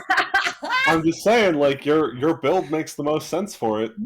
The absolute 180. I think you need this sword. Bro, if we're gonna get listen, 10-year-old Brayden is gonna fucking die. You know what like is the crazy part about all this? If Disney still owned Power Rangers, there was in the past a non-zero chance that Power Rangers could have been in Kingdom Hearts. Damn. A non-zero That would've been chance. So cool. But here's That the would've thing, been though. great. They kind of did when they sorry y'all, Yeah, go Braden's gonna get on his No, go Kingdom ahead. Hearts No. soapbox right now for a Go second. down. They kind of did because I'm pretty sure when Disney owned Power Rangers, that's around the same time that Kingdom Hearts Birth by Sleep came out, and they all had Keyblade armor, so they basically were Power Rangers. Okay, all right, Yeah, that's fair. That is fair. all right. Well, how about Sometimes I that? forget about Birth by Sleep. Cool. The They more were you they know. were I Power did Rangers that without one. saying they were Power Rangers. Yeah. Yeah. Well, look at that. I only ever played 1, 2, and 3. Like I never dove into like the other ones. That's really cool. I did not know that. How about that? I have played every single one Nice. multiple times. Nice. Here's another fun fact. Oh, Here's God, another deep little cut. tangent. One of my good friends wanted to get into the series but wasn't sure about everything and didn't really it was when 3 was just coming out and they didn't really want to play all the other games, so I sat down and I wrote them a 250-page document of everything that happened Oh up my until God. Kingdom Hearts 3, and I gave it to her as a wedding present. I usually just watch Barry Kramer's explanation before I jump into one of the games. I also, that's incredible, Brayden. Holy shit. That's incredible. What the fuck is that guy's, the 3 named Brian? His video's so funny. The Norda boy guy. Okay, I don't know. I know who you're talking about. Yeah, I love Kingdom Hearts. I've always loved Yeah. Kingdom Hearts, and the fact that I am now a fucking Power Ranger with a Keyblade. Fuck Amazing. yeah, dude. Amazing. Yeah, Well, it's appropriate. Whoever said nerds don't get to succeed in life? I'm a fucking Power Ranger with a Keyblade. there you go. Like, I'm just saying, we find a cool gun or like it's something a little more ranged. I'm calling dibs, but you definitely get the sword. Hell Very yeah, good. I will take it. All right, folks. We're Adam, gonna... you said it was the Moonlight keychain. Yes. And we are Okay. going to take a quick ad break here. So we're gonna be back in like I'll give y'all 10 minutes, and then we'll be back. Great. Thank you. Okay. Can you describe the sword one more time? Yeah, of course. And I'll do that while we are kind of here. I'll just go to my thing. Since we do have some subscribers that do subscribe, I don't have to deal with the ads, so I can go into a better description of it. Let me see. No, that's not the right one. Here we go. So the pendant at the end of it is a simple hollow silver star. It changes the key sword into a thin metal sword with a metal star creating the key frill. The handle is surrounded by a golden metal ring. I'm imagining kind of a I guess more like a rapier hilt, or like a design to it, right?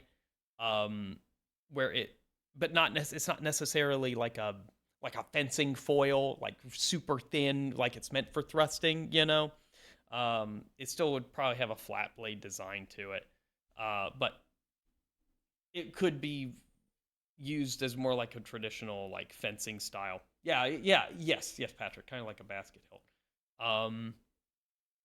And I also probably, that's about it.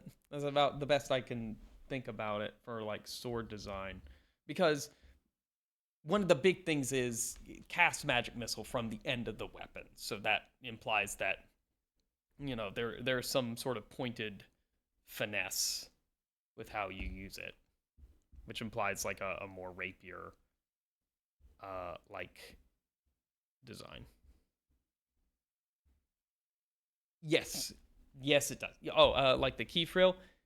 Oh,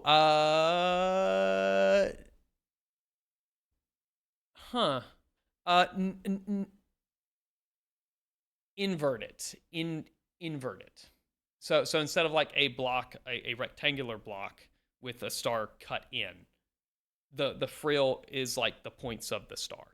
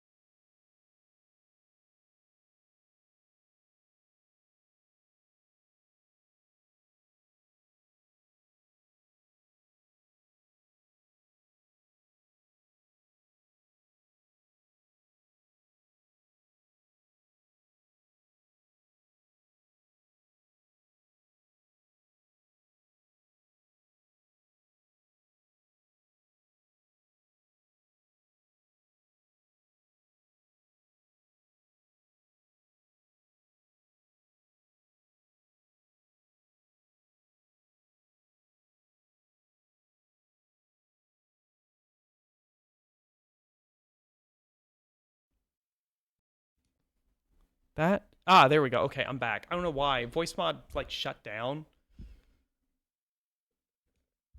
Yeah. Okay, can you guys hear me now? Check 1 2. Oh.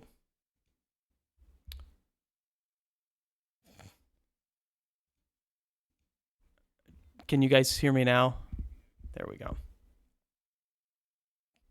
Can you guys hear me now? Thank God. Thank you, Rediac. I appreciate that. Okay. So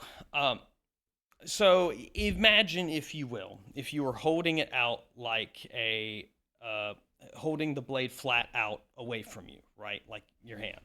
Imagine if the star was hanging underneath it by at 2 points. So you have how do you do the star? I can't do that. I can't visually do it. But if you drew a 5-point star, imagine if two. Yeah, one second. Let me actually bring it up to the screen. Yes. In fact, I would say drag that top point all the way up to the tip. I'm gonna make a better start, obviously. They're fine. So like this. Yes, like that. Okay. I would say and that are looks we more. okay with like the ring right here and Yeah. the hilt here? I think that looks really cool. Okay. And then the keychain is still just a star. Keychain's still just a little hollow silver star. Done arena. Okay. All right. I'm gonna touch this up. Excellent work. Adam, two quick questions for you Yes. for the key sword. Because it is a long sword, does that mean the base damage can do 1d8 one-handed, 1d10 two-handed? That is correct. Yes, it still gets the versatile. Okay, the versatile cool. property. And then second question, for magic missile, are we assuming that's just the standard first level spell slot? So is that 3d4? That would be 3d4. Yes, that's the standard cool. first level spell slot. Okay, gotcha. And you can the same rules still apply. You can send the 3 bolts of magic missile at the same creature at different creatures. They always hit because of magic missile. Okay, perfect. Cool. That is. I think that's all I Patrick, needed. don't give it to the steroid Yeti. Yes, for real, don't please. It doesn't need any help. It really doesn't. You moved it so perfectly, like to its hand for a second there. I was like, oh god. Giving me ideas. Oh man, look, those things. That was like a CR 9 creature. I think that was ridiculous. Anywho. Sorry, a little behind the scenes. All right, so you fully rested. You have loot divvied out from everything. You gather your crew and your party to make this trek southeast along this tundra once again towards the mountains. In order to cross over into the Yanaguni Empire and hopefully seek refuge at the Temple of the Icons. You start out in the morning. You have a very light breakfast.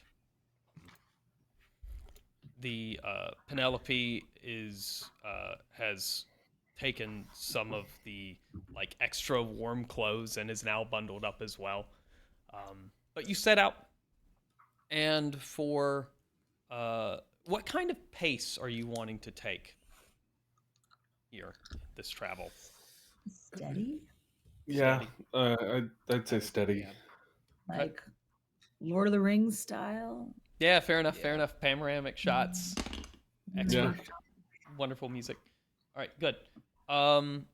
So, for the first part of the morning, it is still fairly good weather.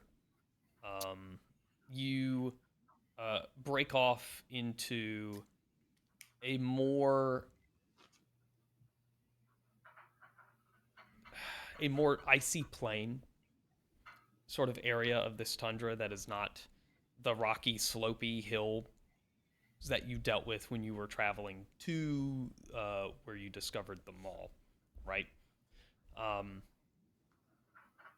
You sort of break for a little lunch. You eat. Then you break out again on your afternoon travels. It does get a little stormy. A blizzard does kick up, which will slow you down just a little bit. It's not too bad. Like, it doesn't impair your visuals or anything, but it does slow you down to the point where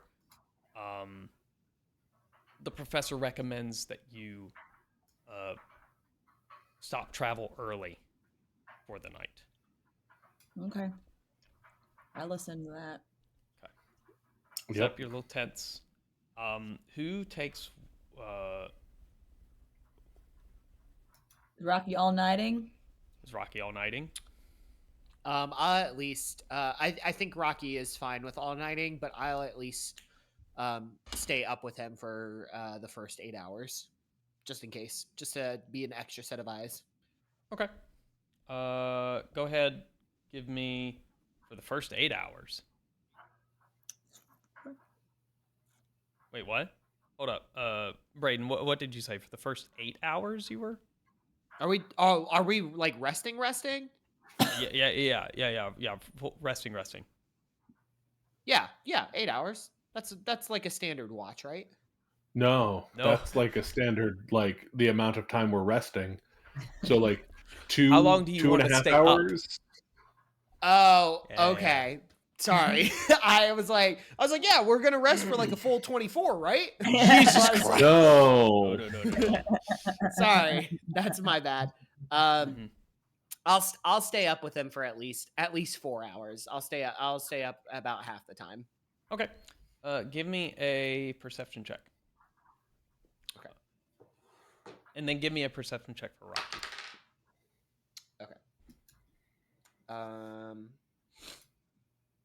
Let's see. For mine, it's a 15. Okay. Rocky's, I gotta double check what his perception is.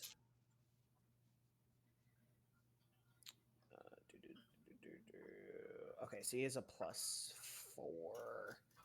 And then he does have the keen smell as well. That's just what the is on the Panther block. Yeah, that's so right, we that's right.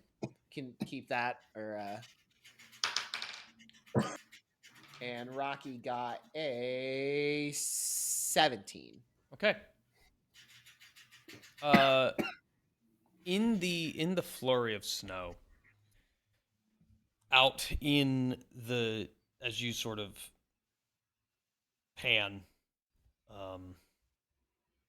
your vision behind you from where you came, you see sort of poking out from behind a rock, maybe 100 yards back. You see 2 red eyes in the snow, and then the eyes sort of dart away.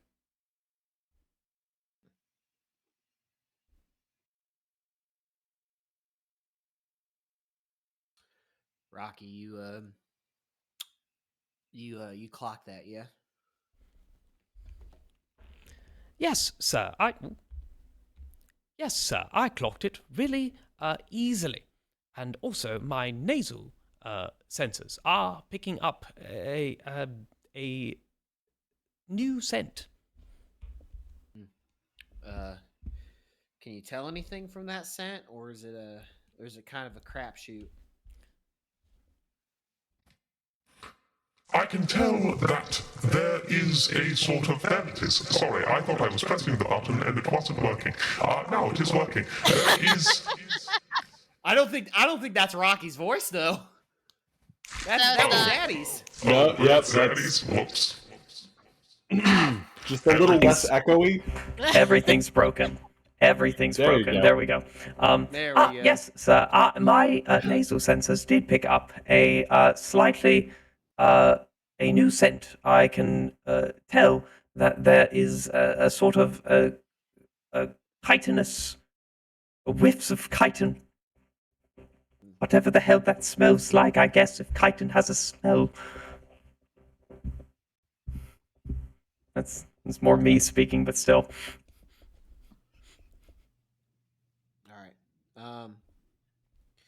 All right. Can you handle these next 4 on your own? But obviously wake me up if anything else moves. Roger. A nod is the same as a wink to a blind bat, sir. All right. Yeah. And then when everybody else gets up, we'll just keep our ass peeled as we're moving, okay? Okay. All right. Good. Rocky does not wake you up for the next few hours. And in fact, when you all awake in the morning, the blizzard is kicked up even more. It's worse. It's going to be slow traveling. In order to not, because you cannot see the mountains out in front of you. Yeah. The professor does have a compass to keep you going, generally speaking, in the correct direction. But an exact heading he does not have. And he says, that is entirely on me. I will correct that mistake as soon as we get to as soon as this blizzard dies down. Okay. All right. So, what do you think, Professor? Should we just stay here and not risk going, or do you think we should try and make some headway? Well, and he's sort of speaking loudly in order to get over the howling winds. If I were playing it safe, I would stay here. But truth be told, I will let you decide. Let the sword bearer decide. Yeah. We like flip a coin for it? I mean, yeah, you can. You can. That is totally up to you. I mean, we could what do we could make what a do y'all little think? headway. We could just like not go much farther, but we could at least be in a different spot since you said you saw there was something you saw. Mm-hmm. Yeah. Like instead of if we average I don't know, how many miles did we walk yesterday? Average pace in D&D. I mean, I feel like while Adam's looking that up, I feel like I largely agree with you. We should move somewhere, just because like this blizzard is going to restrict movement for everything, which means that what Zen saw in the night, well, it's not going to be able to travel very far to Yeah. hunt, and it already knows that there's prey here. Yeah. So like making a little bit of progress, I think, is a good idea, but obviously not going too far. These are the travel pace and effects. For a fast pace, and I'm doing miles per day. For a fast pace, you can travel 30 miles per day. Wow. But you have to take a -5 penalty to any perception score checks. It's also, well, any perception checks and then passive perception, you take a -5 to your scores. But normal pace, you can travel 24 miles in a day. There are no effects. It's just things proceed as normal. And then for a slow, you can travel 18 miles in a day. And you are able to use stealth. And I will say, yesterday you took a normal pace. Yeah. So we Yeah. walked 4 miles. I mean, shit, dude, we could go like fucking 5 miles. Yeah. Yeah. I think we 3 should. miles. Like Yeah. Let's take a slow pace today. Really keep our eyes out, keep our heads down. yeah. Let's at least go for 5. Okay. Yeah. And if we can get some more in, let's get some more in. But Yeah. let's Let's take check it in nice at and slow. 5. Let's take it nice and slow today. Yeah. Okay. Since you are taking it nice and slow today, give me some stealth checks. All right. How many? From each of you. 11. Mm-hmm.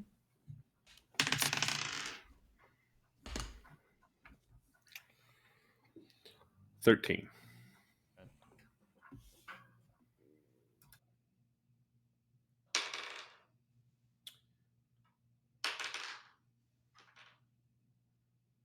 Okay.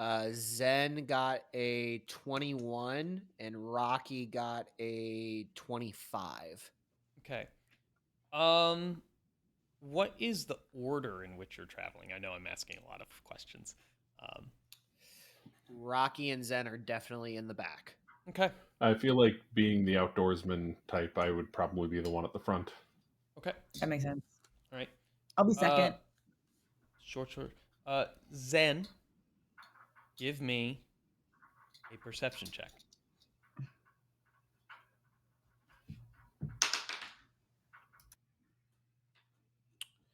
17. All right. Being in the back, you hear very faint behind you, even in the blizzard. Very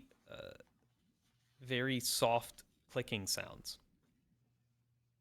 Similar to the sounds you heard from the Furblin-pede, from the Copede, right? And they prompt you to want to sort of look and see. So you sort of get to the top of this little snowdrift that you just crossed back over. You sort of army crawl up the side of it. And you look over and you then hear another set of clicks, right? And you look and you see two large creatures.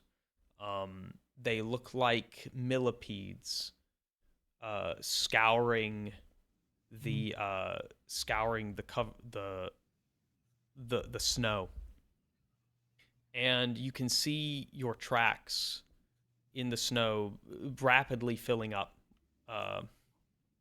from the blizzard, but they seem to be bent down, sniffing them. You can see that they have they're not wings, but if you think of like when a cobra raises its its head, it has like a little hood. They have what look to be these icy blue hoods, similar to a cobra, close to their heads.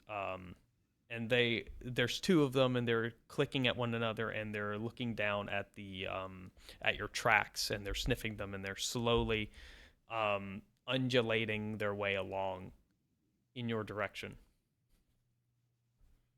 And you can see the two red eyes as they glint back and forth, raising themselves up and looking out on the horizon.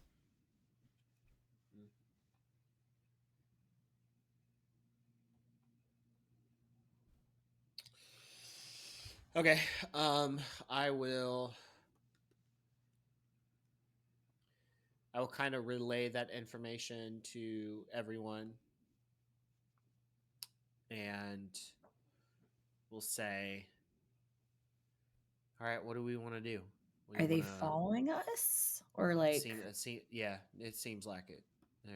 They're following our tracks. What do we want to do? We want to leave.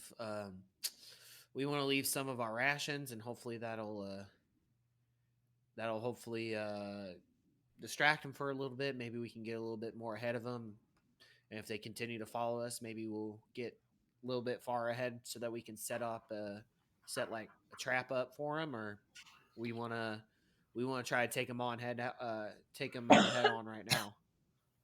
Can I roll like nature or survival or something to figure out what they are and what we can? Yes. Yes. Which one do you want, nature or survival? You can. It's up to you. It's your choice. Survival it is. It's better roll. They're not close enough to use that creature dex that they picked up. Oh, yeah, That's what I was thinking. thinking. Right. Well, that's what I was thinking too, but I couldn't remember. I'm looking up that the Redex. Yeah, I thought that had a Redex. I think it had. I think it had a time limit on it, but I can't. I don't know about remember. time limit. think It it might had a be range. a range. It did have a range. I'm looking it here up it is. right now. Oh God! You got it. Any creatures that come within 5 feet of it. Never So mind. Never mind. Okay. I tried, guys. unless you want to Hey, be you should, super stealthy. If you want to scare the crap out of yourself, you should see whether or not there's a entry for Pirandeti in there. Did it get within 5 feet of us without us knowing? Ooh. How do you spell Or it, do by we the have way? to consciously make a decision to use it? Or Let me see. Okay. This handheld index automatically records the basic information such as species and appearance of any creatures that come within 5 feet of it. It records any battle information the user gains while in melee with a creature, such as resistances or witnessed abilities. Once per day, you can spend a short rest examining a willing or dead creature to gain the full knowledge of their capabilities per their stat block.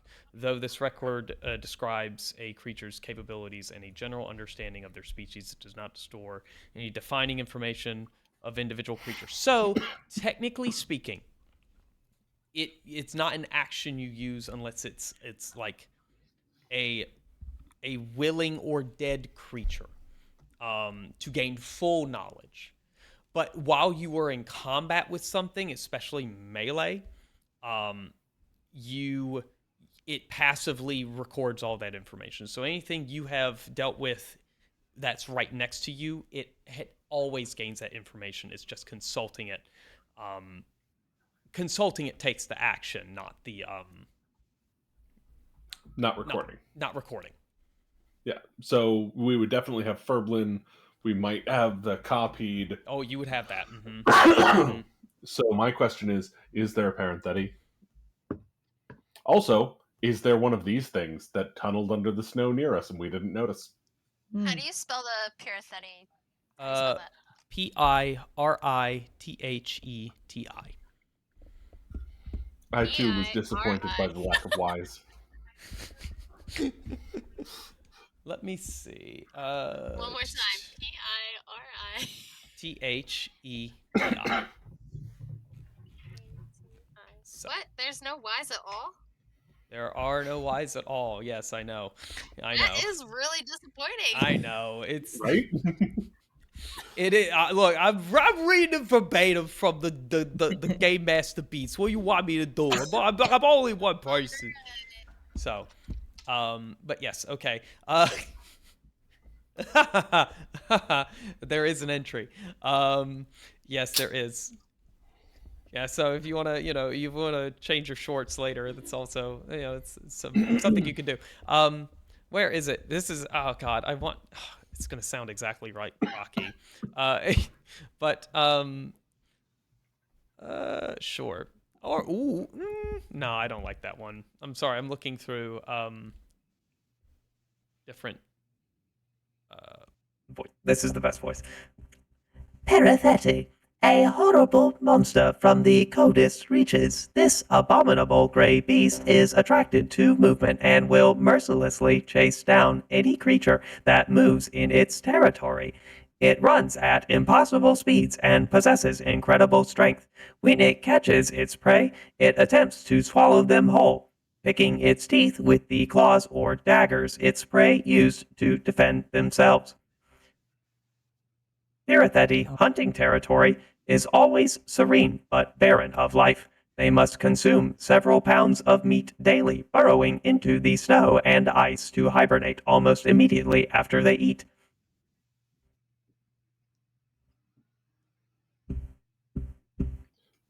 What about these millipede creatures? Is there some sort of entry for them? We probably haven't gotten close enough. There is no entry. Probably not. Okay, I'm gonna roll my survival. Okay, very good. Yes, above a 10 finally. That is an 18. Okay. As you look as you listen to the description of these creatures, they sound very close to a Remoraze or a Remorhaz, however you want to or a Remoras if you want to pronounce it that way. But something off. Zen starts describing sort of neon trim in between the chitinous sort of shell interlacings. And Zen, you did notice that there was like a crackling of energy in their maws, which fits what the professor was describing earlier, which is a Remor laser, which is essentially a Remorace that it works just like a laser corgi, but much more vicious. Okay. Do I know anything about like their hunting patterns? Like, if we did leave food, are they more scavengers? Would they take that Is a good over us? question. Let me see. Ooh, my knees. No, my poor knees. This is how I know I'm getting old. Is it in this book? No. I know. Here it is. Yes, haha. I love this book. It is The Monsters Know What They're Doing by Keith Amon. It's very Nice. good. I love this book so much. Is it tricks and let me see.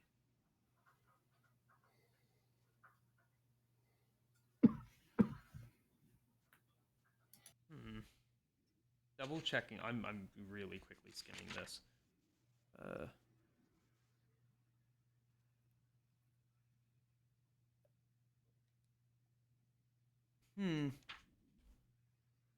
It's definitely, well, you know, it eats meat. That's for sure. It is, you know, that these creatures work kind of like not, I guess it would be a wolf spider, but like the little trapdoor spiders. There we go. Works like a trapdoor spider. It creates a burrow under the snow, and it usually will wait for its prey to pass over or nearby, and then it will just erupt from the snow, creating difficult terrain in order to try and make it hard for its prey to escape, and then it will attack and lunge. But these have been following you, which makes you think that it's not necessarily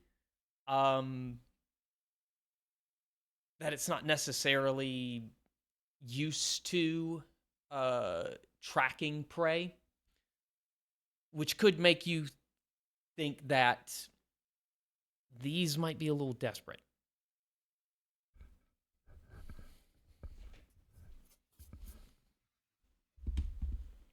I mean, we could take that one of two ways. Either they're desperate, so they'll take whatever they can get, and if we just leave a pile of lemons for them, we're done, we're good. Or it could go, they're desperate, they'll take whatever they can get, they're going to take the lemons and then continue to come after us. Either way, I think you're right. Leaving a pile of food here to distract them, A, might get them to fight over it rather than share it peaceably, and B, gives us time to go further ahead and set up our own ambush.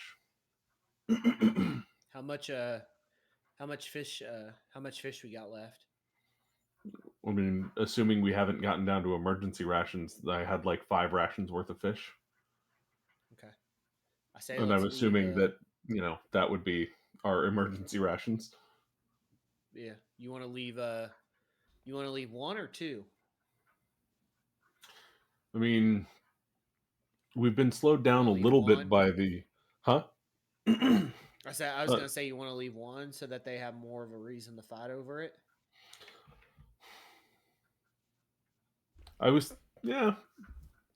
Yeah, I mean, leaving one so they have more reason to fight over it does make sense. Like, it's not like they're going to not eat it. Right. It's just if they don't fight over it, only one is not going to take them very long. Either way, we don't need to go too far to set up an ambush. Yeah, I agree. So yeah, I'll leave one of them. Okay. One fish for them to hopefully fight over, and then Yeah. Okay. Good. You leave one fish, just plop it on the trail, and you guys continue on. Yeah. About 3 minutes later, you hear in the air behind you, breaking the silence.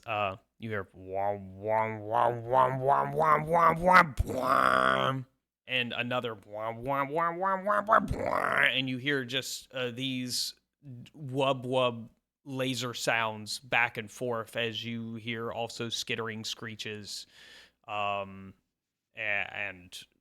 of pain and anger. And then all of a sudden, you don't hear anything anymore. I wonder if one of them would eat the other. That is We can hope, right? definitely a possibility. Yeah, definitely a possibility. Listen, taking on one of them things is going to be better than taking on two of them. So Absolutely. Also, I'm loving our trend of feeding our enemies to each other. Yes, it's a very good trend. Like, Very this smart. is twice we've done this, and let's keep this going. Look, it's smart. It's very smart. All right. Do you continue let's going? Keep trucking. All right, you do keep trucking. Yeah. Very Yeah, good. just a little further, I think. Even at your slow pace, the blizzard kind of lightens up a little bit. Zen, give me another perception check.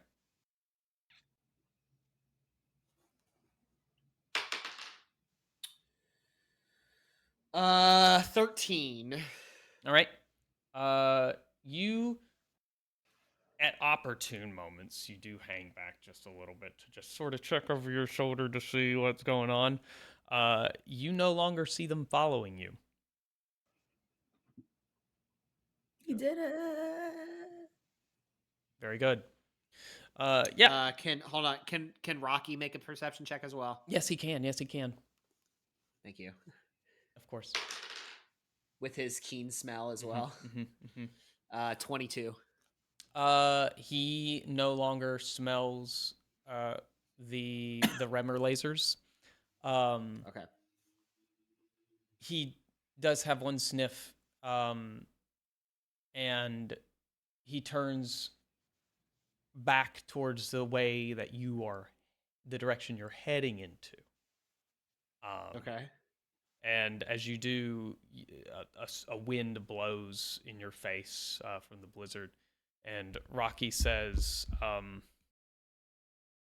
I'm sorry, sir. There is something musky on the breeze heading in our direction. It is very weak, but it is still there. Okay. I will relay that information to everybody, and I will say it's coming in the direction that we're going in. So let's hunker down for a little bit. Yeah. Let's see if we can at least get an eye on it, whatever it is, and then we can determine whether it's going to be a threat or not. But I think we need to hunker down for a second. Let's do it. How long have we been traveling? How many miles have we traveled so far? You have traveled. You're reaching near the end of your 18-mile journey here. Oh my god! No. Let me be very clear. Of your 18 miles this day, you have been you have been traveling for. This will be 42 miles. At this point. Okay. The distance that you need to cover is closer to around 150 miles. Okay. Yeah. I would like to do so you've survival. traveled 48 out of that, so you're like a third of the way there. I'm sorry. Yes, Patrick. No, you're all good. I would like to do survival to see if I can see like what is likely to have a musky smell in the area. Are we talking about like a moose, which is also very dangerous, or like another parenthetic? Like, Go ahead. What is likely to be musky around here? Give a roll. 13. It could be any number of animals. And from what Rocky was describing, it was so weak that as to say that it's many miles away. So it's even hard for him to determine kind of whether it's an animal musky smell or. Yeah, if it's many miles, I think we can finish out our 18 before we stop. Yeah, Yeah. We'll just we'll be on alert though. Yeah. We'll take shifts on watch rather than just you and Rocky Yeah, that sounds good. to be safe. That works. That sounds good. All right. Go. So who is taking the first shift? I'll take it again. All right. Go ahead. Perception check.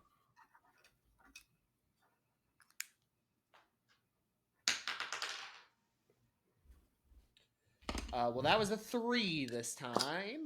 All right. And Rocky, and for Rocky, Oh, yes, Rocky. Mhm. oh shit, Rocky got a nat 20. Plus 6 is gonna be 26. All right. Very good. Same musky scent. He also says that there's a sort of new smoky aroma to the whiffs he's getting. They're very weak, still very weak, but they are there. Other than that, he does not see or smell anything in the vicinity that could be immediately effective to you. Gotcha. Smoke might mean people or people adjacent. Right. All right, and Zen will head to bed and say, Rocky, you know the drill. Wake me up. All right, who's next? I'll take next. All right, Does Rocky get a roll on each of our watches? He can. Why not? Sure. Sure. Excellent. All right, so mine is a 15. All right. So Doyle, as you're sitting there, and as you're sitting there with watch with Rocky, Rocky sort of. What did you roll for Rocky this time? Rocky this time only got a 13. Okay. Okay. That's fair. Doyle, you look over, you look towards the, you look sort of towards the west, which is a little bit kind of where you came from, and all of a sudden you see these tiny little shapes sort of cross over a dune, and it looks like a number of them. They're very tiny. They're walking upright, and they are coming in your direction. It looks to be multitudes of them.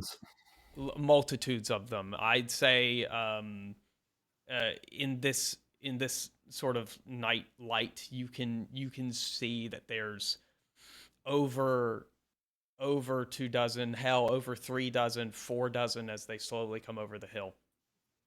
About how far away is this hill? I'd say 300 yards. 300 yards. Okay, so this is probably worth waking people up for. Okay.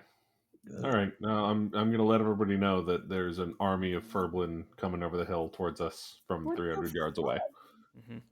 Why would the Furblins be all the way out here? I mean, I don't know that they're Furblin. I just know that they're small and walking upright, which makes me think Furblin because they were small and walking upright. Can we set them all on fire? Like, what do we do? God. I mean, I am open to that as an option. Oh my God. Not you, Gabi, of course. You're fine, but the rest of them. All right. So what do you, after you wake everyone up, you look back out in that direction and you see that they are slowly moving towards you. They're now 200 yards away.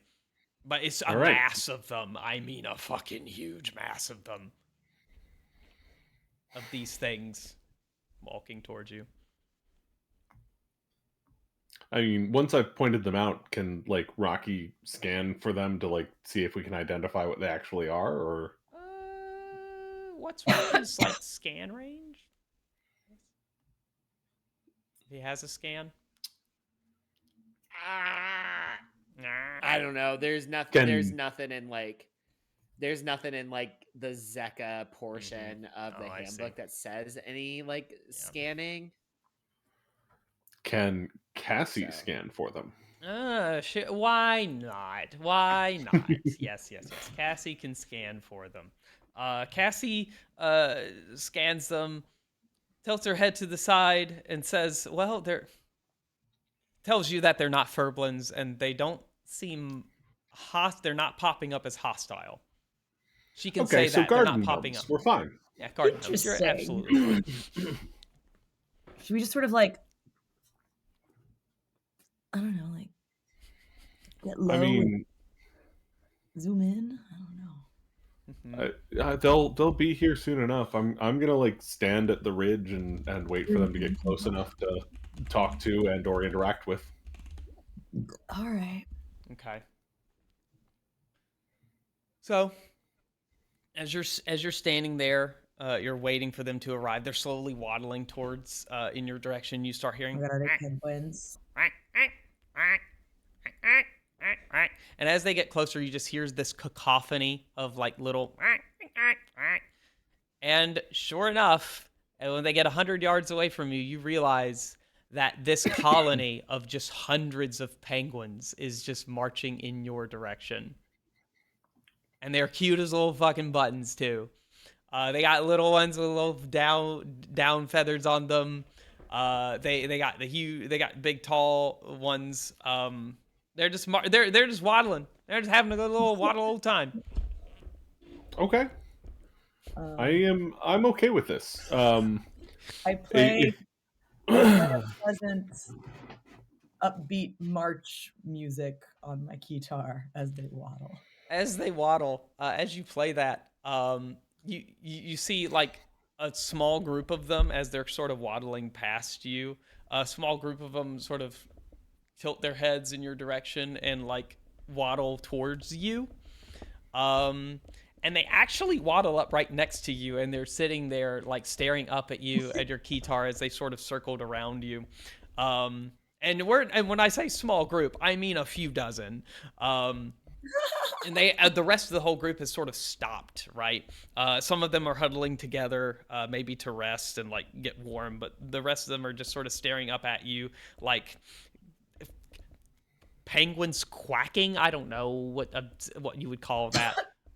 This little, meeps, mops, and all that. As they sort of listen to you play on your guitar, staring up at you. Wow.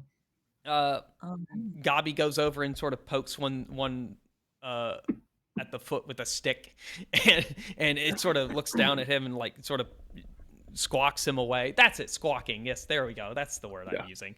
And it sort of squawks him away, and he runs away towards Doyle. Okay. I just like lift Gabi up, put him back on my shoulder, and just like you can hang out there, bud. Pat him on the head, and I mean, penguins being around is not necessarily a bad idea. They will make a lot of noise if a predator gets near, but also they will be more likely to attract a predator. So like, give and take. Should we just let them all like migrate past us and follow? Yeah, I'm fine with it. All right. So you sit there, all of you, just sort of enjoying being just surrounded with penguins. I will definitely try and pet one. Of course, yes, and it's not afraid of you, which gives you the idea that a lot of these penguins have never interacted with humans before, or any sort of like creatures that look like you, humanoid, I should say. One of them, it definitely lets you pet it. And they sort of slowly, a lot of them for like the next hour or so, some of them sleep and like they take, little shifts of sleep here and there. And then they slowly but surely migrate onwards.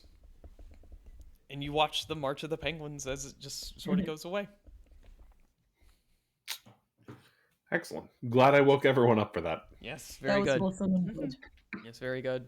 Sam's gonna be disappointed she missed the penguins. It's okay. But hey, I think that's about it for this session. I guess we can pick it back up where you all continue on your next leg of your journey, your third day of travel. You still have 100 miles to go, but so far it's going pretty well. So far So going pretty far. well so far. Yep. Anyhow, I want to thank you all so much for tuning in tonight, watching a little bit of Spellcast Sunset Grid. We're here every Wednesday, 7 p.m. Eastern Time. Ayo. Check us out. Again, we are running a charity for the Transgender Law Center. So our goal is $1,000. So if you feel like you can give, please do so. We appreciate that donation. And until next time, we'll see you on the grid. Bye-bye, everybody. See ya.